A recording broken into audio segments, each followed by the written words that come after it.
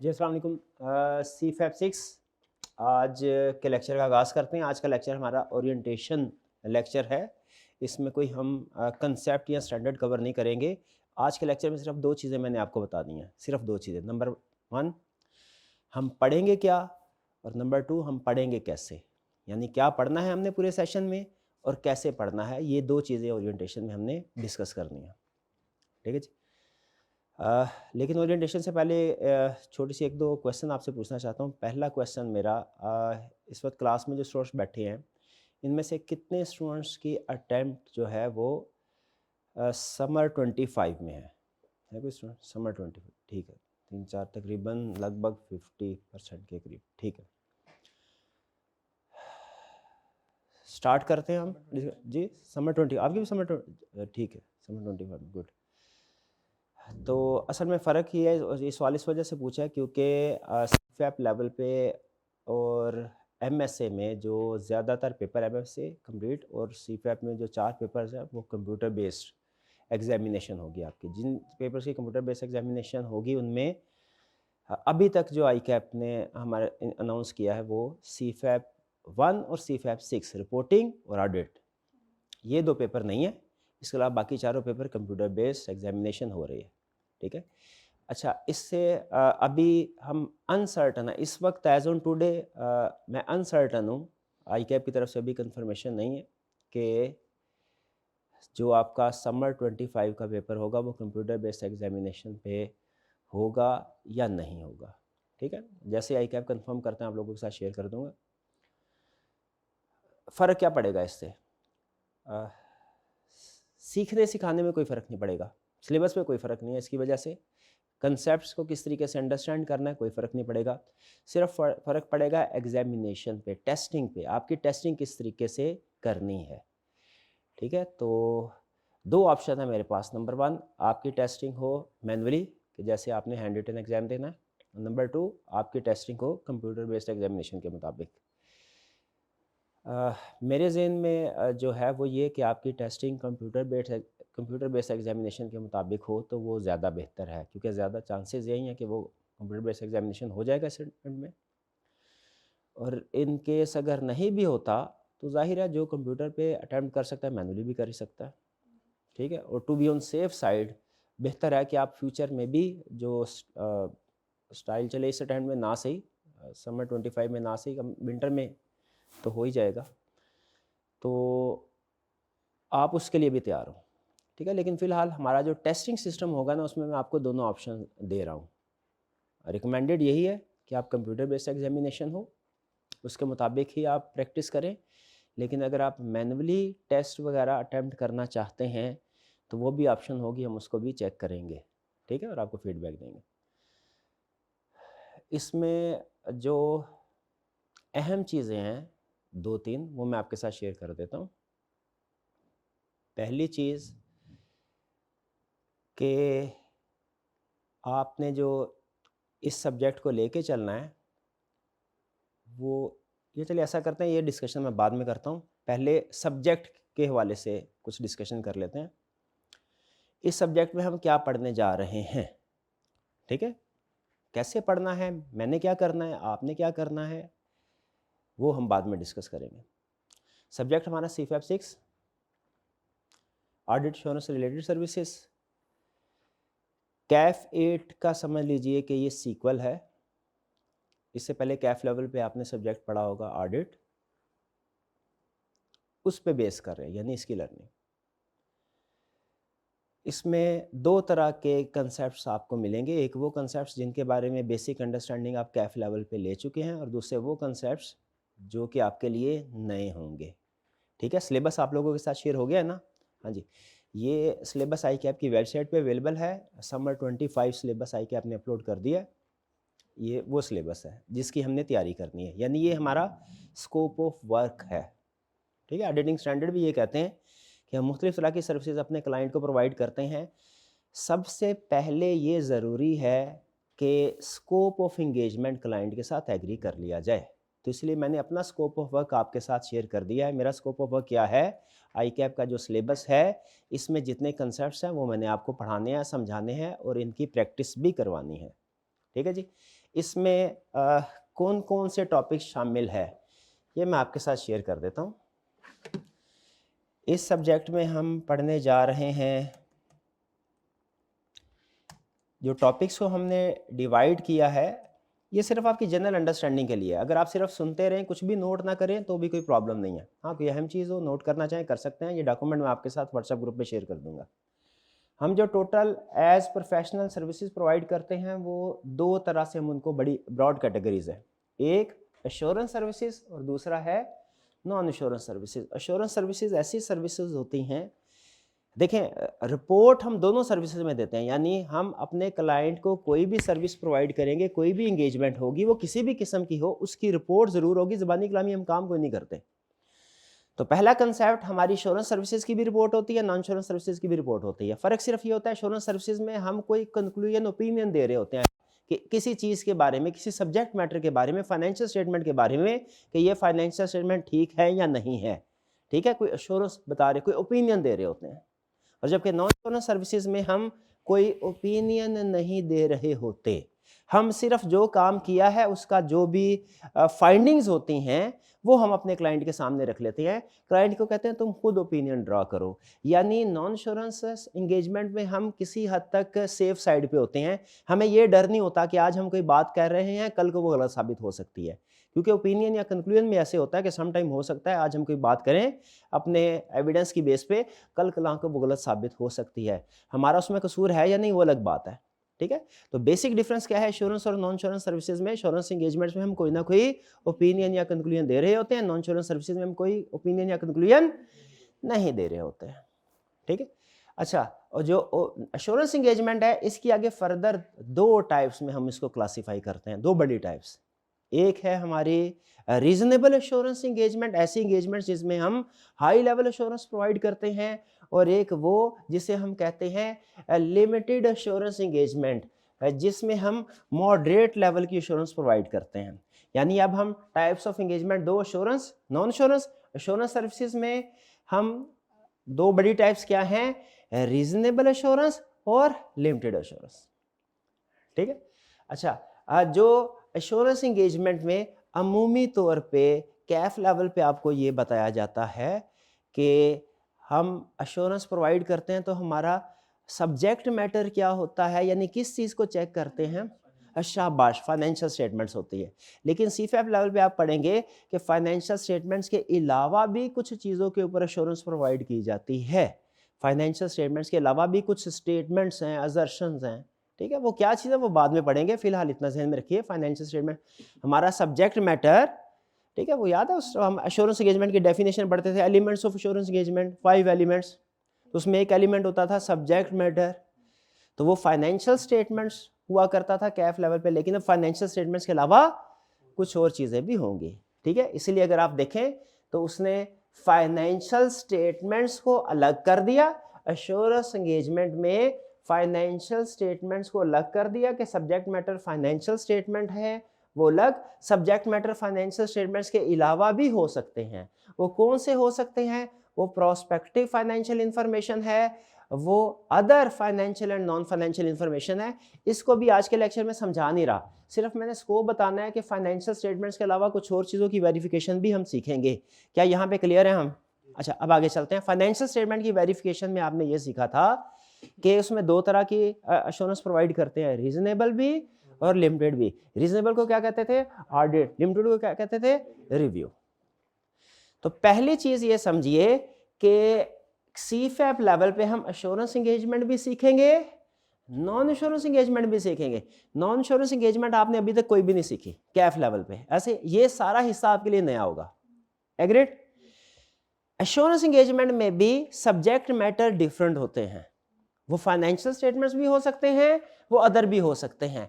आपने financial statements के बारे में तो एश्योरेंस एंगेज कैसे हासिल करेंगे ये सीखा हुआ है, ये जो अदर वाले हिस्से सब्जेक्ट मैटर इनके बारे में नहीं सीखा, ये भी सीफैप लेवल पे आपके लिए नया होगा। यानी पहले टोटल एंगेजमेंट्स को दो हिस्सों में डिवाइड किया, एश्योरेंस अलग, नॉन एश्योरेंस अलग। एश्योरेंस में कुछ हमने सीखा, नॉन एश्योरेंस का कुछ भी नहीं सीखा। एश्योरेंस के अंदर फिर हमने उसे सब्जेक्ट मैटर क्लासीफाई किया, फाइनेंशियल स्टेटमेंट और अदर। अदर का हमने कुछ भी नहीं अभी तक सीखा हुआ, वो सीफैप से सीखना है। एश्योरेंस एंगेजमेंट का सीखा हुआ है। एश्योरेंस एंगेजमेंट में फर्दर 2 टाइप्स हैं, ऑडिट और रिव्यू।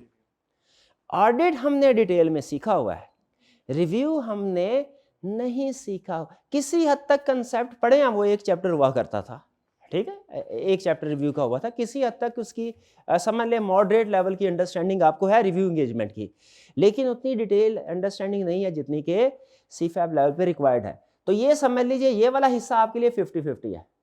50% आपने उससे पहले सीखा, 50% नहीं सीखा। ऑडिट में डिफरेंट टाइप्स के स्टैंडर्ड है, अब डिपेंड करता है इसमें अगेन, ठीक है। कुछ होते हैं जनरल पर्पस फंड, कुछ फाइनेंशियल स्टेटमेंट। ऑडिट क्या है? फाइनेंशियल स्टेटमेंट्स की वेरिफिकेशन का नाम, ऐसा ही है। ऑडिट क्या है? फाइनेंशियल स्टेटमेंट की वेरिफिकेशन का नाम। कुछ फाइनेंशियल स्टेटमेंट्स होती हैं जो सबके लिए बनती है, अवाम के लिए बनती है। कुछ फाइनेंशियल स्टेटमेंट ऐसी भी होती हैं जो अवाम के लिए नहीं बनती, वो कुछ खास केसेस में खास पर्पसेस के लिए बनती हैं। इनको कहते हैं स्पेशल ऑडिट, स्पेशल पर्पस। तो फाइनेंशियल स्टेटमेंट्स में एक हो गया जनरल पर्पस फाइनेंशियल स्टेटमेंट्स, और एक हो गई कुछ स्पेशल पर्पस, कुछ स्पेशल ऑडिट हम बोलते हैं। तो ऑडिट के अंदर भी एक जनरल ऑडिट है, एक स्पेशल ऑडिट है। कुछ स्टैंडर्ड जनरल ऑडिट के हैं, कुछ स्पेशल के। स्पेशल के कम हैं, 3 है सिर्फ, लेकिन है थोड़े टेक्निकल। तो अगेन ये हिस्सा भी आपने नहीं पढ़ा हुआ, इसको भी साइड पे कर दें। यानी राइट साइड वाली जितनी चीजें हैं वो ऐसी चीजें जो आपके सीफैप के सिलेबस में है लेकिन कैफ में नहीं पढ़ी। बताना सिर्फ ये चाह रहा हूं कि सीफैप लेवल के सिलेबस में कुछ हिस्सा ऐसा जो आपने कैफ लेवल में भी पढ़ा हुआ है और कुछ चीजें ऐसी हैं जो आपके लिए नहीं है, ठीक है। अच्छा, अब ये जो complete set of general purpose है ना, इसमें वो हमारे स्टैंडर्ड आते हैं 200 से लेके 700 सीरीज तक। इनमें से ज्यादातर स्टैंडर्ड्स आपने पढ़े हुए हैं। यानी यूं समझ लीजिए कि अगर मैं कहूँ इसमें कोई 80% के करीब, रफ सा एस्टीमेट अगर हम लगाएं, इसमें कोई फर्ज करें कोई 30 के करीब अगर स्टैंडर्ड्स हैं, रफ 25 से 30 के दरमियान में स्टैंडर्ड है, 30 कह लें फॉर एग्जांपल, तो आपने इसमें से कोई 22-23 स्टैंडर्ड पढ़े हुए हैं। 22-23 स्टैंडर्ड इसमें से पढ़े हुए हैं, लगभग रफ सा एस्टीमेट है। बाकी आपके लिए इसमें से ऑडिट के अंदर भी कुछ टॉपिक्स ऐसे होंगे जो आपके लिए नए हैं। और इवन जो स्टैंडर्ड आपने पढ़े हैं इनमें भी अब जाहिर है वो टेस्टिंग जब करेगा, कंसेप्ट वही है, लेकिन टेस्टिंग क्या करेगा? थोड़ा एडवांस लेवल पे करेगा, ठीक है। तो अभी तक जितनी भी डिस्कशन की इसका कंक्लूजन आपके सामने रख रहा हूं। आपके सीफैप सिलेबस में, कैफ के सिलेबस में सिर्फ ऑडिट होता था और ऑडिट के स्टैंडर्ड्स होते थे, समझ लीजिए के 20 के लगभग, 20-25 के लगभग स्टैंडर्ड हुआ करते थे। सीफैप लेवल पे ऑडिट एंगेजमेंट भी है और अदर एंगेजमेंट्स भी है। ऑडिट में भी आपके लिए कुछ नए स्टैंडर्ड भी आएंगे और बाकी जो एग्जिस्टिंग स्टैंडर्ड कैफ के सीफैप लेवल पे टेस्ट होंगे वो भी एडवांस लेवल पे होंगे। आप यूं कह सकते हैं कि आपका जो टोटल सिलेबस है सीफैप लेवल का 100 मार्क्स का, तो उसमें से 40-50 मार्क्स का सिलेबस जो है उसकी बेसिक्स आप कैफ लेवल पे पढ़ चुके हैं। लेकिन इसका ये इंटरप्रिटेशन आपने नहीं लेनी कि आप 50% कैफ पास कर लिया तो सीफैप भी 50% हो गया, ऐसा नहीं है। क्योंकि जो टॉपिक्स आपने पढ़े हुए हैं, ठीक है, लगभग वो समझ लें 40-50% टॉपिक्स आपने वो बेसिक लेवल पे पढ़े, वो थोड़ा एडवांस लेवल पे टेस्टिंग करेगा। तो कुछ टॉपिक्स आपके लिए नए हैं, कुछ आपके लिए पुराने टॉपिक्स हैं, लेकिन जो पुराने टॉपिक्स हैं उनकी भी टेस्टिंग कैसे होगी? एडवांस लेवल पे। क्लियर जी ये चीज? चलिए, अच्छा अब ये तो मैंने आपको एक जरा समरी बताई है। इसमें सीफैप लेवल पे और कैफ के सिलेबस में अभी तक एक फर्क आपने जो समझ लिया वो क्या है? कुछ टॉपिक्स नए हैं, कुछ पुराने हैं, लगभग आधे नए हैं आधे पुराने हैं, लगभग बता रहा हूं। और जो पुराने हैं उनकी भी टेस्टिंग क्या होगी? एडवांस लेवल पे। एक फर्क ये समझ लिया आपने। दूसरा फर्क, कैफ लेवल पे आप लोग वो ओपन बुक एग्जामिनेशन नहीं होता था, यानी उसमें आप बुक लेके नहीं जा सकते, स्टैंडर्ड लेके नहीं जा सकते थे। उसमें कुछ आपको कंसेप्ट जो थे वो याद करने पड़ते थे, केस स्टडी की प्रैक्टिस करनी पड़ती थी। कैफ 8 में आपके पेपर में 2 तरह के क्वेश्चन होते थे, एमसीक्यूज होते नहीं थे, या तो रिप्रोडक्शन का क्वेश्चन होता था या केस स्टडी का क्वेश्चन होता था, वो ओपन बुक नहीं था। सीफैप ओपन बुक है, ओपन बुक जैसे ही कोई पेपर होता है एक चीज़ पेपर पे फ़र्क आ जाता है, क्या फ़र्क पड़ता है, इफेक्ट क्या होता है, रिप्रोडक्शन के क्वेश्चन सारे निकल जाते हैं। तो आपका पेपर 100% केस स्टडी बेस्ड होगा, 100%। ये कह सकते हैं कुछ केस स्टडी ईजी होंगी, कुछ मॉडरेट होंगी, कुछ डिफिकल्ट होगी, लेकिन वो सारे का सारा केस स्टडी बेस्ड होगा। शुरू में जब ये ओपन बुक एग्जामिनेशन हुआ था तो कुछ ऐसे क्वेश्चन थे कि जो कि रिप्रोडक्शन के भी थे, लेकिन उन क्वेश्चन को अब स्टैंडर्ड नहीं माना जा सकता। उन क्वेश्चन को अगर पास्ट पेपर में कहीं पे आपको मिलेंगे भी तो आपने उसकी बेस पे ये नहीं समझना कि पास्ट पेपर में कंसेप्ट टेस्ट हुआ दोबारा हो सकता है, नहीं हो सकता। वो उस वक्त ओपन बुक नहीं था, अब ओपन बुक है। ठीक है, तो अब हमने अब के सिस्टम के मुताबिक तैयारी करनी है। ठीक है, अच्छा अब आपके पास 2 ऑप्शंस होंगी। पहली ऑप्शन ये ओपन बुक है, इसका मतलब है स्टैंडर्ड साथ लेके जा सकते हैं। अगर तो इस अटेम्प्ट में समर 25 में आई कैप इसको कंप्यूटर बेस्ड एग्जामिनेशन नहीं करता तो आपको इजाज़त होगी आप ओरिजिनल स्टैंडर्ड जो हैं वो साथ लेके जा सकते हैं, कोई बुक वगैरह नहीं, ओरिजिनल स्टैंडर्ड साथ लेके जा सकते हैं। तो वो 3 उसमें बुक्स होती हैं और फिर कोड ऑफ एथिक्स होते हैं, वो मैं आपके साथ बाद में शेयर कर दूंगा। लगभग हर साल समझ लीजिए स्टैंडर्ड पब्लिश होते हैं। ठीक है, लेकिन समटाइम ऐसा होता है कि ज़्यादा रिवीजन अगर नहीं आती तो वही स्टैंडर्ड नेक्स्ट ईयर में भी चलते हैं। इस वक्त जो लेटेस्ट एडिशन चल रहा है स्टैंडर्ड का वो 22 का है। ठीक है, उसके बाद अभी स्टैंडर्ड जो है वो दोबारा हाँ जी कुछ रिवीजन आई ज़रूर, इंडिविजुअल स्टैंडर्ड रिवाइज ज़रूर हुए हैं, लेकिन वो अलग से हैं। ठीक है, वो अलग। दोबारा 22 का है एडिशन ISS का आपके लिए, लेकिन मेरा मशवरा ये है स्टैंडर्ड बाय ना करें। आप लोगों के लिए भी और ऑनलाइन वाले स्टूडेंट के लिए भी आप लोगों ने स्टैंडर्ड बाय नहीं करने, क्योंकि ज़्यादा चांस ये है कि एग्ज़ाम आपका कंप्यूटर बेस्ड हो जाएगा। कंप्यूटर बेस्ड एग्जामिनेशन में आई कैप ये कहता है कि अब स्टूडेंट को मैं ये नहीं कहूँगा बुक लेके आओ, बल्कि क्योंकि कंप्यूटर पे होगा तो मैं जज़ाकल्लाह बच्चों के लिए बच्चों के लिए ओके। तो उसमें क्या करना है, आई कैप कहता है मैं बच्चों को PDF प्रोवाइड करूंगा, समझ लीजिए वो जो PDF स्टाइल में होगा PDF। तो आपने स्टैंडर्ड अगर पढ़ने हैं ज़रूर पढ़िए, लेकिन आपने हार्ड फॉर्म में स्टैंडर्ड यूज़ नहीं करने, बल्कि अपने आप को कंपैटिबल करना है कंप्यूटर बेस्ड एग्जामिनेशन के मुताबिक।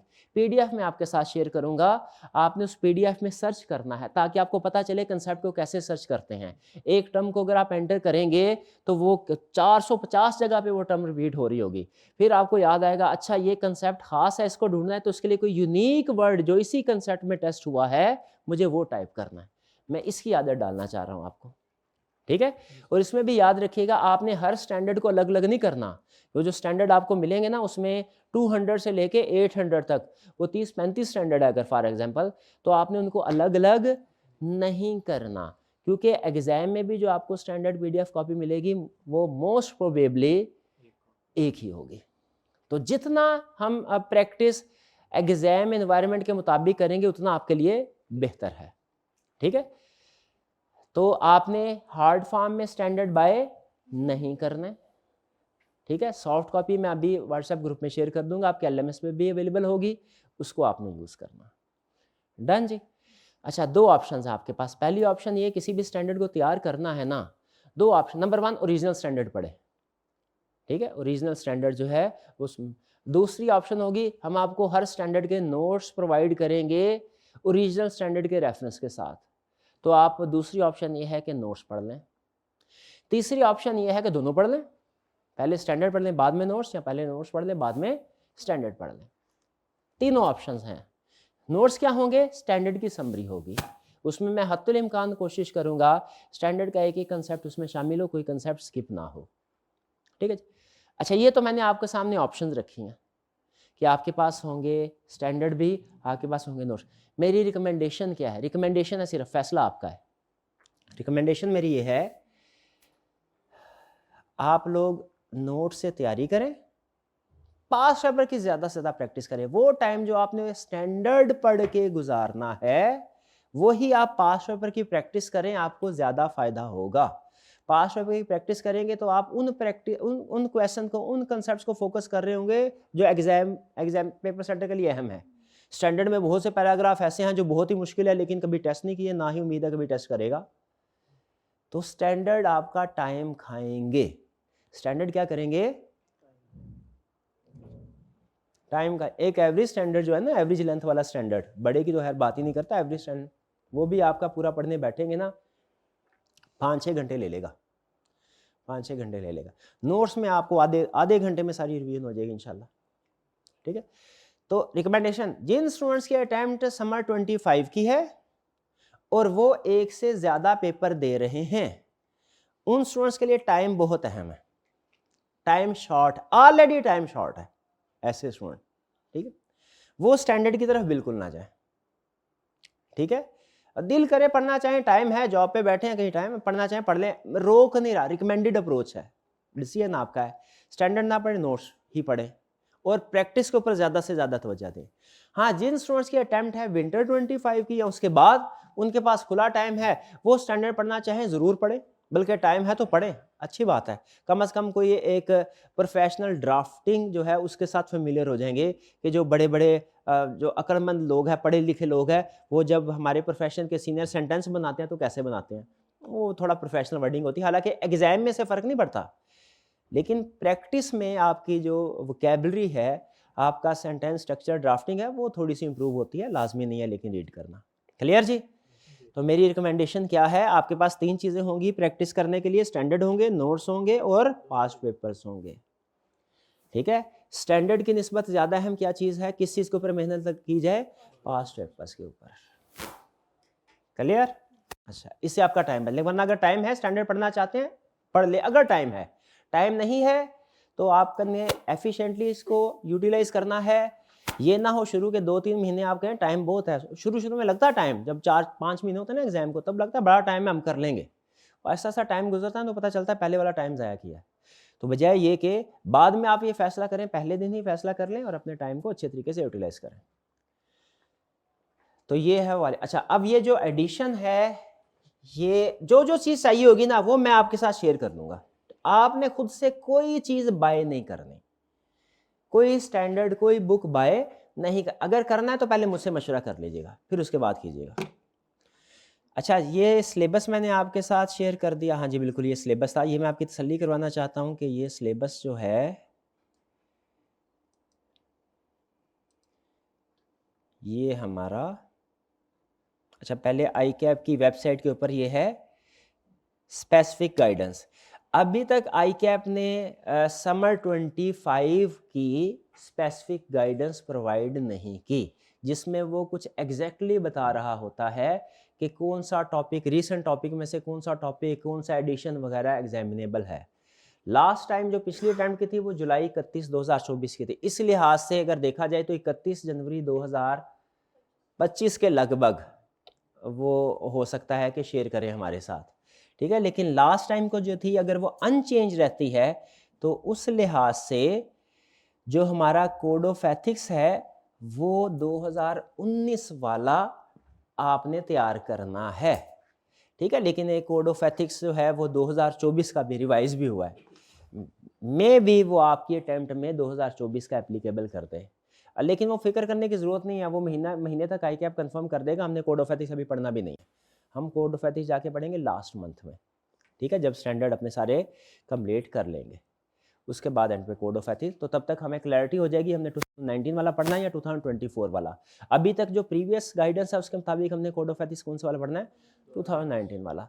और इसी तरह नेक्स्ट उसने हमें गाइडेंस दी है कि ISA का कौन सा वर्जन एडिशन एप्लीकेबल है, 2022 वाला, नजर आ रहा है 22, ये वाला एप्लीकेबल है, ठीक है। तो हम इसी की तैयारी कर लेंगे। अगर 24 आता भी है ना तो याद रखिएगा सारे स्टैंडर्ड रिवाइज नहीं होते, उसमें के 1-2 रिवाइज होंगे, रिसेंटली रिवाइज जो हुए हैं उनकी वजह से कुछ चेंजेस आई तो आई, सारे एक तो स्टैंडर्ड के अलावा ज़्यादा रिवाइज नहीं होंगे, ठीक है। तो उससे हमारी स्टडीज़ के ऊपर फ़र्क नहीं पड़ेगा। मैं खुद भी सिलेक्शन कुछ इस तरीके से करूँगा कि बाद में अगर कोई रिवीजन हो भी जाए ना तो हमने जो पढ़ा हुआ है ना वो अनअफेक्टेड हो, ठीक है। जैसे कोड ऑफ एथिक्स के बारे में शक है तो उसको हमने थोड़ा सा एंड पे रखा होगा। 600 वो लास्ट टाइम एप्लीकेबल हो गया था, वो इस दफ़ा भी एप्लीकेबल होगा, ये इरेलीवेंट है। ये 2 चीज़ें अहम थी आपके लिए कि एडिशन कौन कौन से आपने लेने हैं। तो मैं आपके साथ जो एडिशन शेयर करूंगा वो 22 वाला होगा, लेकिन आप उसको बेफिक्र होकर यूज़ कर सकते हैं। 324 वाला भी आ गया ना, तो उसमें मेजर चेंजेस नहीं होंगे। अच्छा नेक्स्ट, अब सिलेबस आपके सामने, डिटेल डिस्कशन मैंने अब इसके ऊपर करनी है। ठीक है, आपके पास क्या सिलेबस है इस वक्त? शाबाश। ऑनलाइन वाले स्टूडेंट, मैं ये चाहता हूँ जो हमारे ऑनलाइन वाले स्टूडेंट्स हैं वो भी इस सिलेबस को डाउनलोड करके प्रिंट कर लें और अपने सामने रखें। ठीक है, क्योंकि अब मैंने कुछ आपसे टिक वगैरह लगवाने हैं। एक चीज़ से पहले, जो मेरी एक अच्छी आदत है, एक बुरी आदत है। अच्छी आदत क्या है, मेरी कोशिश होती है मैं क्वालिटी के ऊपर कॉम्प्रोमाइज़ ना करूं। मतलब कॉपी पेस्ट मैं कभी नहीं कोशिश करता हूं, कभी ना मुझे करना पड़े, ना मैंने आज तक किया है।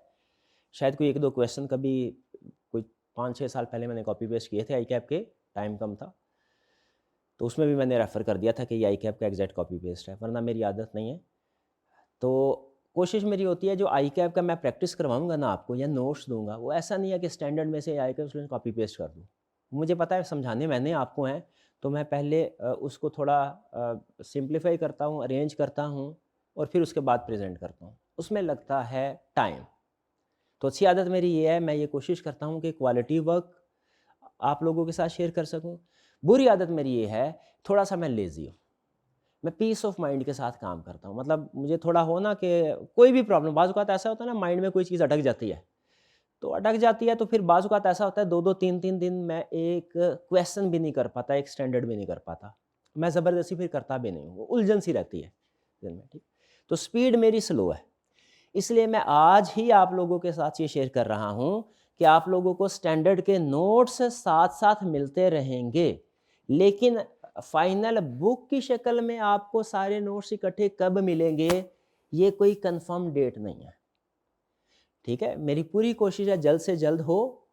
ठीक है, और प्लान मेरा ये है कि अभी 1 महीने बाद कैफ का सेशन ख़त्म हो रहा है, उसके बाद मैं फ्री होऊंगा, उसमें मैं ज़्यादा काम करूंगा। मे बी उन छुट्टियों में यानी 1.5 से 2 महीने में कंप्लीट हो जाए, लेकिन अगेन पक्का कोई नहीं है। तो आप लोगों ने बुक का इंतज़ार नहीं करना, आपने क्या करना है, आपको यहाँ ये मेरी जिम्मेदारी है, हर टॉपिक स्टार्ट होने से पहले उसके सारे नोट्स, उसके सारे क्वेश्चंस, उनका सलूशन, ये आप लोगों को मैं प्रोवाइड करूंगा, ये मेरी जिम्मेदारी। यानी क्लास में जैसे ही कोई टॉपिक स्टार्ट होने लगेगा ना, तो उसके स्टार्ट होने से पहले आपके पास उस स्टैंडर्ड के नोट्स और प्रैक्टिस क्वेश्चन हो, ये मेरी जिम्मेदारी है। लेकिन वो स्टूडेंट एक्सपेक्ट कर रहा होता है सर वो ये छोटे छोटे नोट्स होते हैं, वो 25-30 नोट्स हैं, फिर उसके बाद उनके क्वेश्चन का सेट भी है, फिर उनको इकट्ठा में वो मैनेज नहीं होता सर। वो प्रॉब्लम मुझे अंदाज़ा है, लेकिन उसका हल आपने क्या निकालना है, उसका हल ये नहीं है कि आप बुक का इंतज़ार करें। उसका हल क्या है, आप डाउनलोड करें, प्रिंट निकालें, एक बॉक्स फाइल आज ही ले लें, ये ऐसी वाकिफ़ तो होंगे आप, आर्टिकल्स में यही चलती है। ठीक है, इसके दरमियान में आपने सेपरेटर लगाना है, 2 हिस्से कर देने हैं। एक हिस्सा होगा आपका नोट्स वाला, दूसरा हिस्सा होगा प्रैक्टिस क्वेश्चन वाला। चाहे तो ऐसे कर लें, चाहे तो उस तरीके से कर लें जैसे मैंने किया कि सेपरेटर में 25-30 ले आया, हर स्टैंडर्ड का अलग अलग सेपरेटर लगा के उसके अंदर 2 सेट होते थे, नोट्स, प्रैक्टिस क्वेश्चन, और अगर कोई सर्कुलर वगैरह कोई रिपोर्ट है वो भी साथ लगा दिया।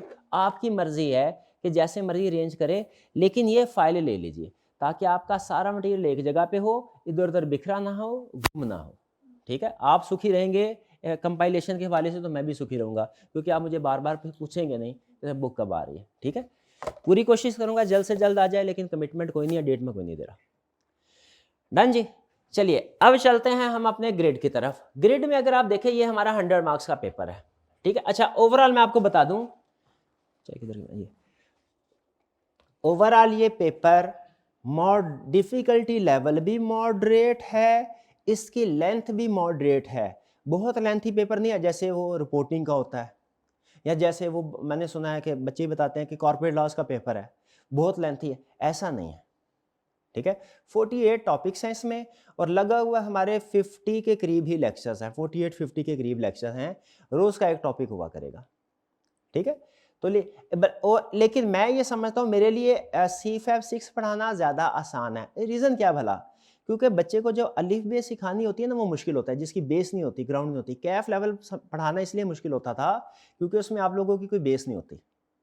ठीक है, वो आपको स्टार्ट से एक एक कंसेप्ट से, स्केप्टिसिज्म का क्या मतलब है, इंडिपेंडेंस का क्या मतलब है, एविडेंस किसे कहते हैं, रिपोर्ट क्या होती है, एक एक टेक्निकल टर्म समझानी पड़ती है, फिर उसके बाद प्रैक्टिस उसकी वो अलग।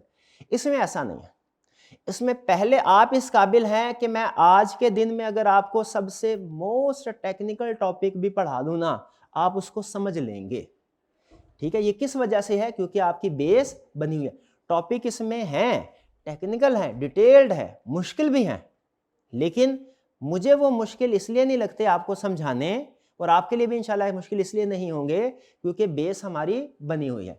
हाँ, एक चीज काम करना है हमने, उस बेस को यूटिलाइज करना है। उसके ऊपर ना गर्द गुबार जो है वो जम गया होगा, कुछ 2-4 महीने तो कम से कम हो ही गए हैं, कुछ को हो सकता है 6-7-8 महीने हो गए हो पढ़ा हुआ है, नहीं उसके दरमियान में पढ़ाई नहीं, मौका नहीं मिला। तो वो उसके लिए ना प्री रीडिंग आपने करनी है। प्री रीडिंग क्या है? हर टॉपिक से पहले मैं आपको बता दूंगा कि ये कैफ लेवल पे आपका ये टॉपिक है, इसको पढ़ के आइएगा। आपने क्लास में आने से पहले उसको रीड कराना है, सिर्फ रीड, कोई क्वेश्चन प्रैक्टिस करने की जरूरत नहीं है उसका, कैफ लेवल का सिर्फ आपने रीड कराना है, कंसेप्ट रिफ्रेश हो जाए, मुझे आगे से उसके ऊपर कंसेप्ट्स को ऐड ऑन करना आसान हो जाएगा। ठीक है जी, तो देखते हैं हम C5 लेवल पे क्या कुछ पढ़ेंगे। ये उसने ग्रिड दिया हुआ है, ग्रिड पढ़ के आपको समझ नहीं आएगा, ठीक है, कुछ समझ आ भी जाएगा, लेकिन ग्रिड से ज़्यादा अहम है इंडिविजुअल टॉपिक्स। ग्रिड ए में कौन कौन से टॉपिक्स हैं ये वो बता रहा है, इसको भी छोड़ें, हम तो डायरेक्ट चलते हैं स्टैंडर्ड्स के ऊपर। ये स्पेसिफिक एग्जामिनेबल नॉलेज रेफरेंस, ठीक है, ये ऊपर जो सिलेबस गुजरा ना वो भी यही चीज़ है। फ़र्क क्या है? उसने बता दिया है कि आपके सिलेबस में वो जो ऊपर मैंने टॉपिक बताया ना, वो टॉपिक किस किस स्टैंडर्ड में मौजूद है। ठीक है, आपने क्या करना है, आपने हर एक के साथ टिक क्रॉस लगाते जाना है। अगर वो टॉपिक आपने पहले पढ़ा हुआ है, मैं आपको बताऊंगा ब्रीफली कि इस टॉपिक में क्या चीज़ डिस्कस होगी। अगर आपने किसी ना किसी हद तक उसको पढ़ा हुआ है तो टिक लगाना है, वरना क्रॉस लगाना है। ठीक है, इससे आपको अंदाजा हो जाएगा आपके सिलेबस में टोटल टॉपिक्स कितने हैं, कौन से टॉपिक्स की बेस आपकी ऑलरेडी बनी हुई है, और कौन से टॉपिक्स आपके लिए नए होंगे। मेरी कोशिश ये होगी पहले मैं वो वाले टॉपिक्स आपको पढ़ाऊं जिनकी बेस बनी हुई है, ठीक है, ताकि वो कंप्लीट हो जाए। फिर उसके बाद जितना जाहिर है इजी टारगेट को पहले अचीव कर लेंगे और डिफिकल्ट को मैनेज करना आसान हो जाएगा।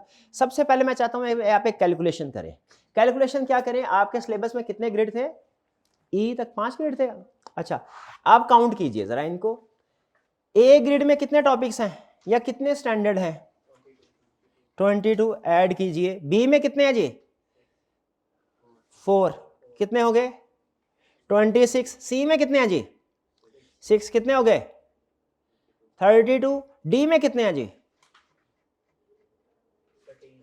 कितने हो गए? 45। और ई में कितने हैं? कितने हो गए? टोटल टॉपिक्स कितने हो गए? 48। अच्छा, आप कैलकुलेशन कीजिए, हमारा ये सेशन कितने अरसे का होगा? 4 महीनों का। आपका एग्जाम है जून में और मैंने आपको अप्रैल के एंड पे फ्री करना है, मे बी मई के 1-2-3 दिन प्रोविजनली हो सके, लेकिन मेरी कोशिश होगी अप्रैल के एंड पे आपको फ्री कर दूं। जरा कैलकुलेट कीजिए, हमारी हफ्ते में 3 क्लासेस होंगी, पीर मंगल बुध, 6:15 से 8:15 लगभग। लेकिन फर्म में जैसा असूल है, आने का टाइम है, जाने का टाइम कोई नहीं। अगर आप में से कुछ स्टूडेंट ने मुझे कहा सर ये स्टैंडर्ड है, समझ आ गया, लेकिन इसके क्वेश्चन 2 नहीं 2 और प्रैक्टिस करवा ले, तो मैं आपको 2 और प्रैक्टिस करवा दूंगा। जिन स्टूडेंट ने जाना होगा वो जा सकते हैं। जो स्टूडेंट कहेंगे सर मजीद क्वेश्चन प्रैक्टिस करना है, उनके साथ हम मे बी 8:30, 8:45, 9 भी बच जाए, ठीक है। लेकिन 8:15 तक हमारा टॉपिक और जो एसेंशियल प्रैक्टिस है कंप्लीट हो चुकी है कि एडिशनल प्रैक्टिस का भी हम करेंगे तो टाइम बढ़ भी सकता है। फिजिक्स आप लोगों को, आपको पता है कि आपके एक ही पैकेज के अंदर आपके पास एक्सेस है, आप चाहे तो ऑनलाइन लेक्चर ले लें, चाहे फिजिकल आ जाए, ठीक है। ऑनलाइन वाले स्टूडेंट्स के पास भी यही ऑप्शन है, ठीक है। अगर आप फिजिकल आना चाहते हैं, मोस्ट वेलकम, फिजिकल आके क्लास लें, नहीं किसी दिन आ सकते या नहीं आना चाहते, ऑनलाइन भी ले सकते हैं। Online lecture next day upload होगा, यानी आज अगर फर्ज कीजिए बुध है ना, और बुध के 6:15 से 8:15 के दरमियान लेक्चर जो है, इसके बाद टीम अपने कैमरे शैमरे बंद करके चली जाएगी। अगले दिन सुबह आएगी, फिर इसके ऊपर वो रेंडरिंग वगैरह का काम शुरू करेंगे, अपलोड होते होते दोपहर हो जाएगी। यानी आपको पीर का लेक्चर मिलेगा मंगल को 2-2:30 बजे के करीब, मंगल का लेक्चर मिलेगा बुध को 2-2:30 बजे के करीब एंड ऑनवर्ड, ठीक है जी। हफ्ते में 3 लेक्चर, एक लेक्चर लगभग 2 घंटे का, ऊंच नीच हो सकती है, लगभग 2 घंटे का। इसका मतलब क्या हुआ, हमारे टोटल वर्किंग क्लासेस कितनी है, जरा कैलकुलेट करें। नंबर ऑफ क्लासेस कितनी है? 4 महीने हैं, एक महीने में तकरीबन 4 हफ्ते होते हैं, एक हफ्ते में 3 क्लासेस है, 4 × 3 = 12, 12 × 4 = 48। इक्वेशन बैठ गई जो समझाना चाह रहा हूँ? क्या क्या बताना चाहता हूँ आपको? एक टॉपिक रोज का हम करेंगे ऑन एवरेज। ऑन एवरेज इसमें कुछ ईजी हैं, वो एक दिन में 2 भी हो जाएंगे। कुछ डिफिकल्ट है, वो हो सकता है 3 दिन में 1 हो। रिस्क असेसमेंट है, उसकी प्रैक्टिस ज़्यादा चलती है, वो 4-5 लेक्चर तक जाता है, 5 लेक्चर तक जाता है, ठीक है। लेकिन कुछ टॉपिक इसी तरह छोटे छोटे हैं, इजी भी हैं, ठीक है। वो हो सकता है एक दिन में 2-2 भी हो जाए। तो ज़्यादातर जो आपके टॉपिक्स होंगे उनमें हमारी रूटीन क्या चलेगी? एक दिन में 1 टॉपिक, ठीक है। तो टॉपिक्स देखते हैं कौन कौन से हैं, स्टार्ट करते हैं। सबसे पहले grid A, ISA 2 agreeing the terms of audit. आपने इससे पहले नंबर नहीं पढ़े होंगे, अब आपने नंबर पढ़ने। अच्छा, आपने कोशिश करनी है इनको हो सके ना तो याद कर लें। अच्छा जी, टर्म्स ऑफ एंगेजमेंट वाला कौन सा स्टैंडर्ड था बड़ा?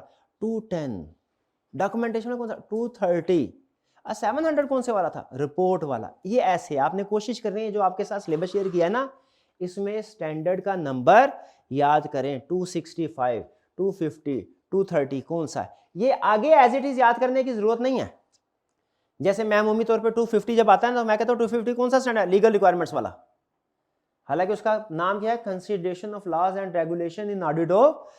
ये एज इट इज याद करने की जरूरत नहीं है। ये सिर्फ आप क्रक्स भी उसका याद कर लेना, मेन फ्रेज तो काफी है। आपने लेकिन नंबर याद करना और आपको बताना चाहिए कौन से वाले स्टैंडर्ड कौन सा। ये किस लिए जरूरी है? एग्जाम में जब आपको कोई टॉपिक पता चलेगा ना, तो आपके सामने पूरे स्टैंडर्ड हैं, स्टैंडर्ड के नंबर है। सबसे पहला फैसला आपने ये करना होगा, ये कंसेप्ट किस स्टैंडर्ड में था? 250 में था, 270 में था?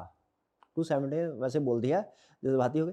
250 में था, 260, 265 में था, 700, 701, 705, किस स्टैंडर्ड में? पहला डिसीजन ये करना होगा, ठीक है। और ये डिसीजन अगर गलत हो गया ना, तो आपका समझ लीजिए 5 मिनट जाया, क्योंकि आप किसी दूसरे स्टैंडर्ड में कंसेप्ट ढूंढते रहेंगे, वो मिलेगा नहीं। फिर बाद में आपको याद आएगा, अच्छा ये तो स्टैंडर्ड में था।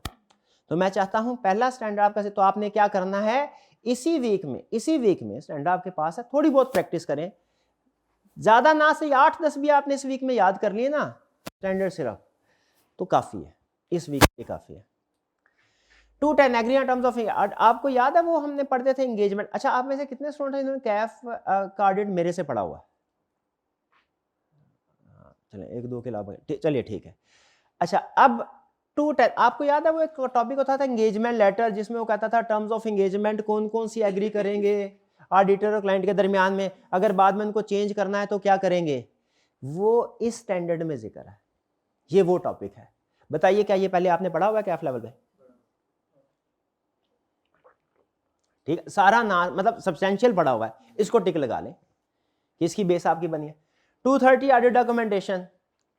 ऑडिट डॉक्यूमेंटेशन पर्पस क्या है? Form, content and extent of documentation क्या? और खास तौर पे फेवरेट कंसेप्ट होता था आईकैप का, change in audit documentation after auditors report.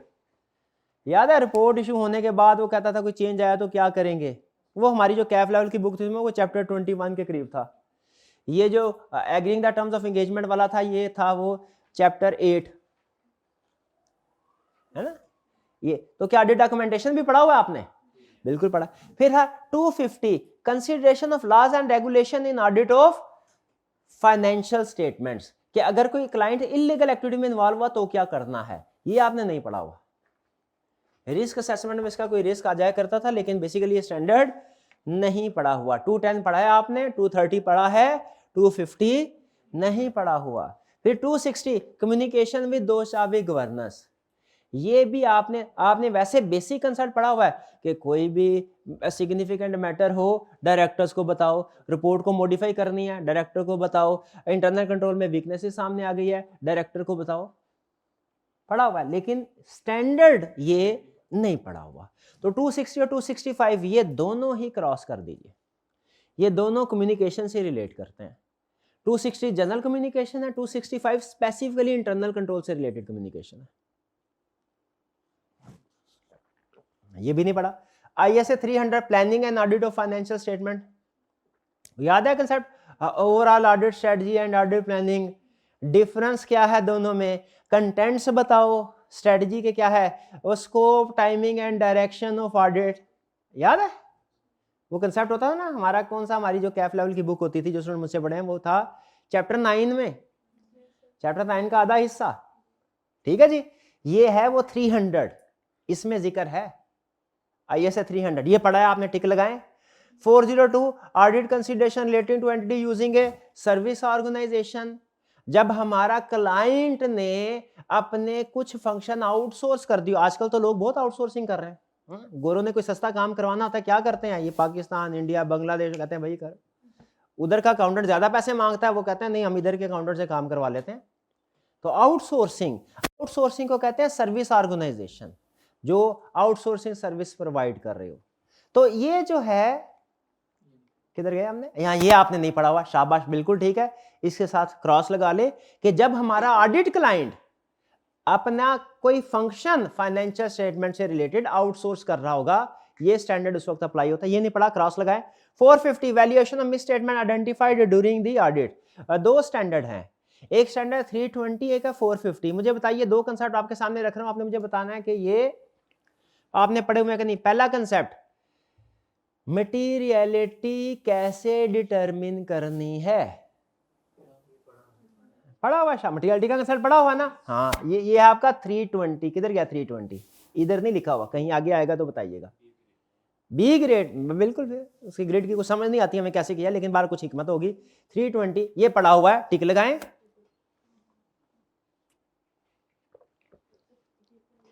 इसमें 320 में क्या सीखेंगे आप भला, क्या सीखेंगे, मटीरियलिटी कैसे डिटरमिन करते हैं। फिर 450 क्या सिखाता है, वो जो मटीरियलिटी 320 में डिटरमिन की है ना, मिस स्टेटमेंट के साथ कंपेयर करके कैसे फैसला करेंगे ये मटीरियल है, परवेसिव है कि इमटीरियल है। ये अगला स्टेप। देखें, दो स्टेप है मटीरियलिटी के। एक मटीरियलिटी होती थी चैप्टर 9 में, मटीरियल प्लानिंग के साथ मटीरियलिटी वो था मटीरियलिटी डिटर्मिनेशन। एक थी मटीरियलिटी चैप्टर 4 में ऑडिट रिपोर्ट वाला जो था कि वो जो मटीरियलिटी डिटरमिन की है, अब उसका इस्तेमाल करना है ये डिसाइड करने में कि मिस स्टेटमेंट मटीरियल है कि परवेसिव के इमटीरियल। इसको कहते हैं वैल्यूएशन। तो दो स्टैंडर्ड है, डिटर्मिनेशन ऑफ मटीरियलिटी अलग है और इवैल्यूएशन ऑफ मिस स्टेटमेंट। क्या वैल्यूएशन मिस स्टेटमेंट की कि मटीरियल है कि नहीं, ये अलग है। तो जो डिटर्मिनेशन वाला 320 वो भी पढ़ा है आपने, 450 वैल्यूएशन ये भी पढ़ा है। कोई छोटा मोटा नया कंसेप्ट आया तो वो देख लेंगे, लेकिन सब्सटेंशियल पार्ट इसका आपने पढ़ा हुआ है। इसको भी टिक लगाइए, टिक लगाइए 450, ठीक है जी। फिर इसके बाद चलते हैं ISA 500 audit evidence. Audit evidence क्या है, ऑडिट चैप्टर 3 याद है, हाँ, वो क्या था, एविडेंस सफिशिएंट एप्रोप्रिएट होना चाहिए। What is meant by sufficient evidence, what is meant by appropriate evidence. फिर एविडेंस कैसे ऑब्टेन करना है, 7 techniques, inquiry, observation, inspection, reperformance, recalculation, external confirmation, analytical procedure. वो सारा टॉपिक कहाँ पे था, लिखा हुआ था 500 में डिस्कस करेंगे आप, यही चीजें डिस्कस करेंगे। 500 को भी टिक लगा ले कि भाई ये भी हमने कैफ लेवल पे पढ़ा हुआ है। लेकिन इसका ये मतलब नहीं है कि मैं आपको ये कहूँगा जाके पढ़ लो, सारा पढ़ा हुआ है, कोई प्रॉब्लम हुई तो पूछ लेना, नहीं नहीं, ना ही आपने इसका ये मतलब समझना है ये तो पढ़ा हुआ है दोबारा क्या पढ़ना है, नहीं। कंसेप्ट वही है, टेस्टिंग क्या होगी, एडवांस लेवल। नेक्स्ट है 501 audit evidence specific consideration for selected items. 3 item, segment reporting की बात करता है, इन्वेंट्री की बात करता है, लीगल केसेस की बात करता है, लिटिगेशंस की।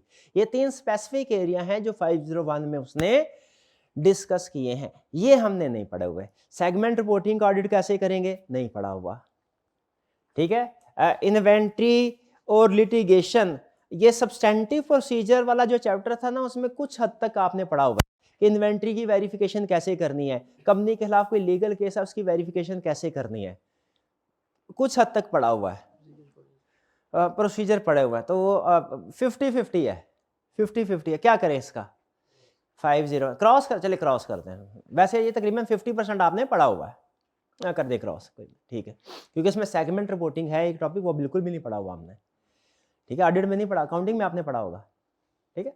अच्छा, लेक्चर ये ओरिएंटेशन के एंड पे आपने एक सवाल मेरे से पूछना है, आपने सवाल पूछना है, सर क्या रिपोर्टिंग पढ़ना ज़रूरी है ऑडिट का तैयारी करने के लिए, ये सवाल पूछना है, ठीक है।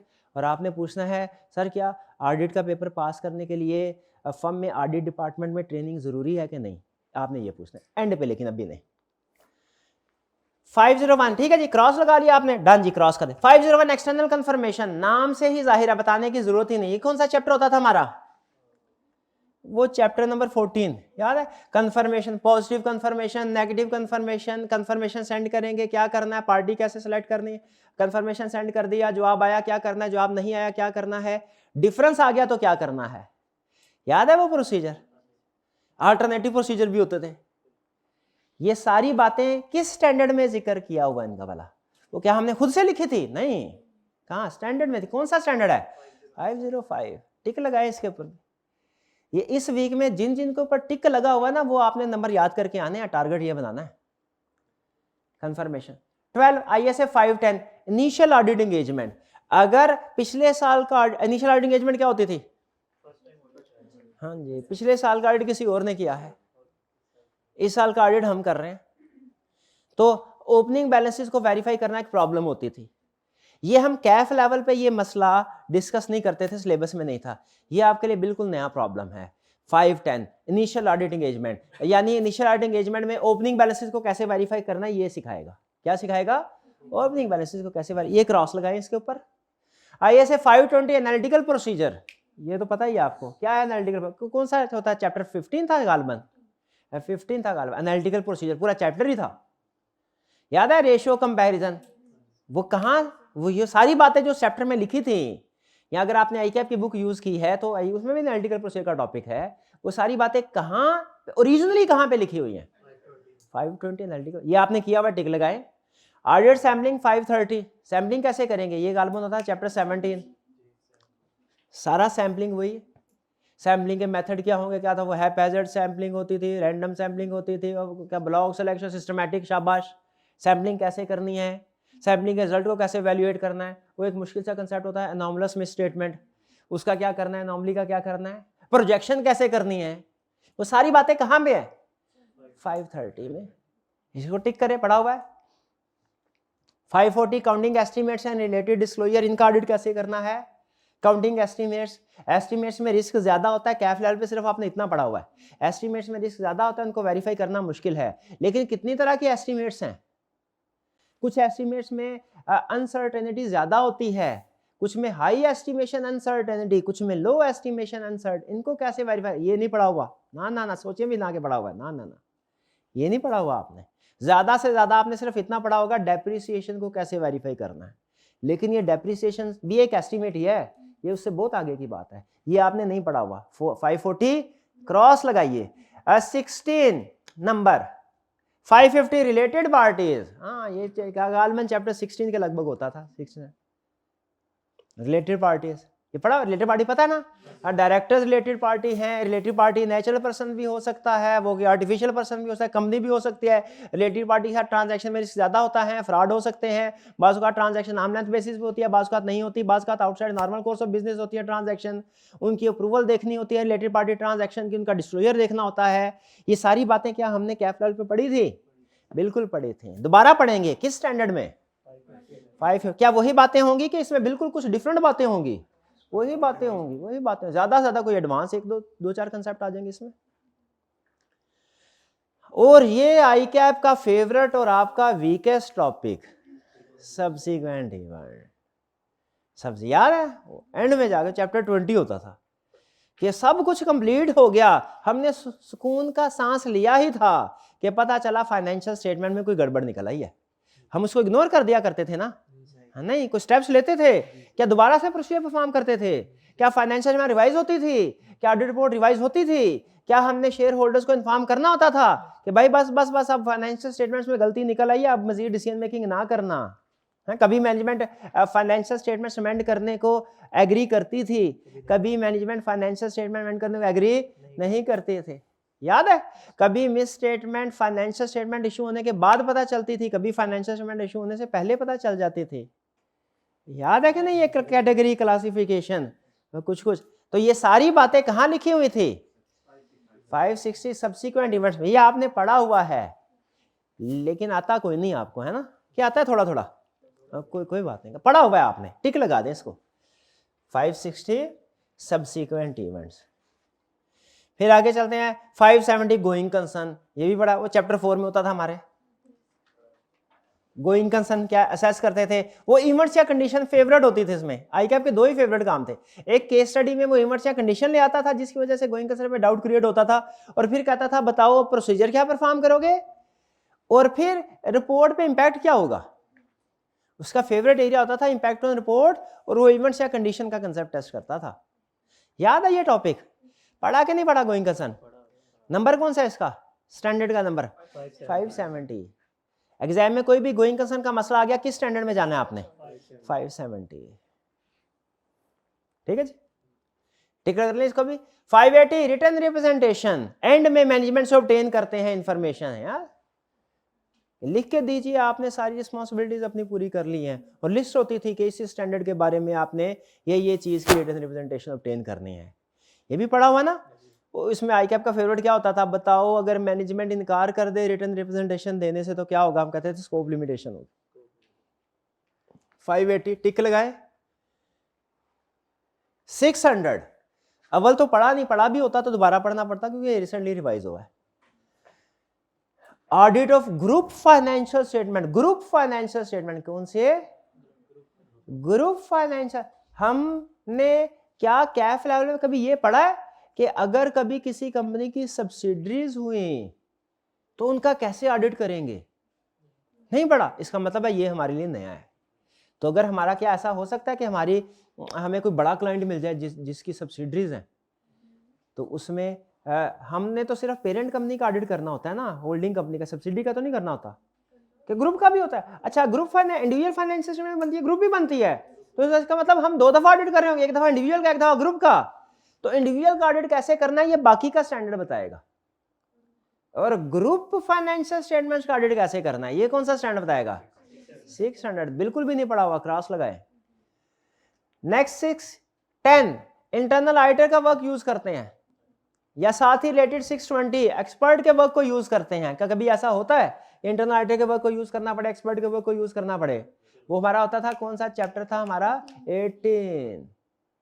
18 का एक पार्ट था इंटरनल ऑडिट वाला पहला, और दूसरे वाला हिस्सा था एक्सपर्ट वाला। ये दोनों पढ़े हुए हैं आपने, दोनों को टिक लगाए।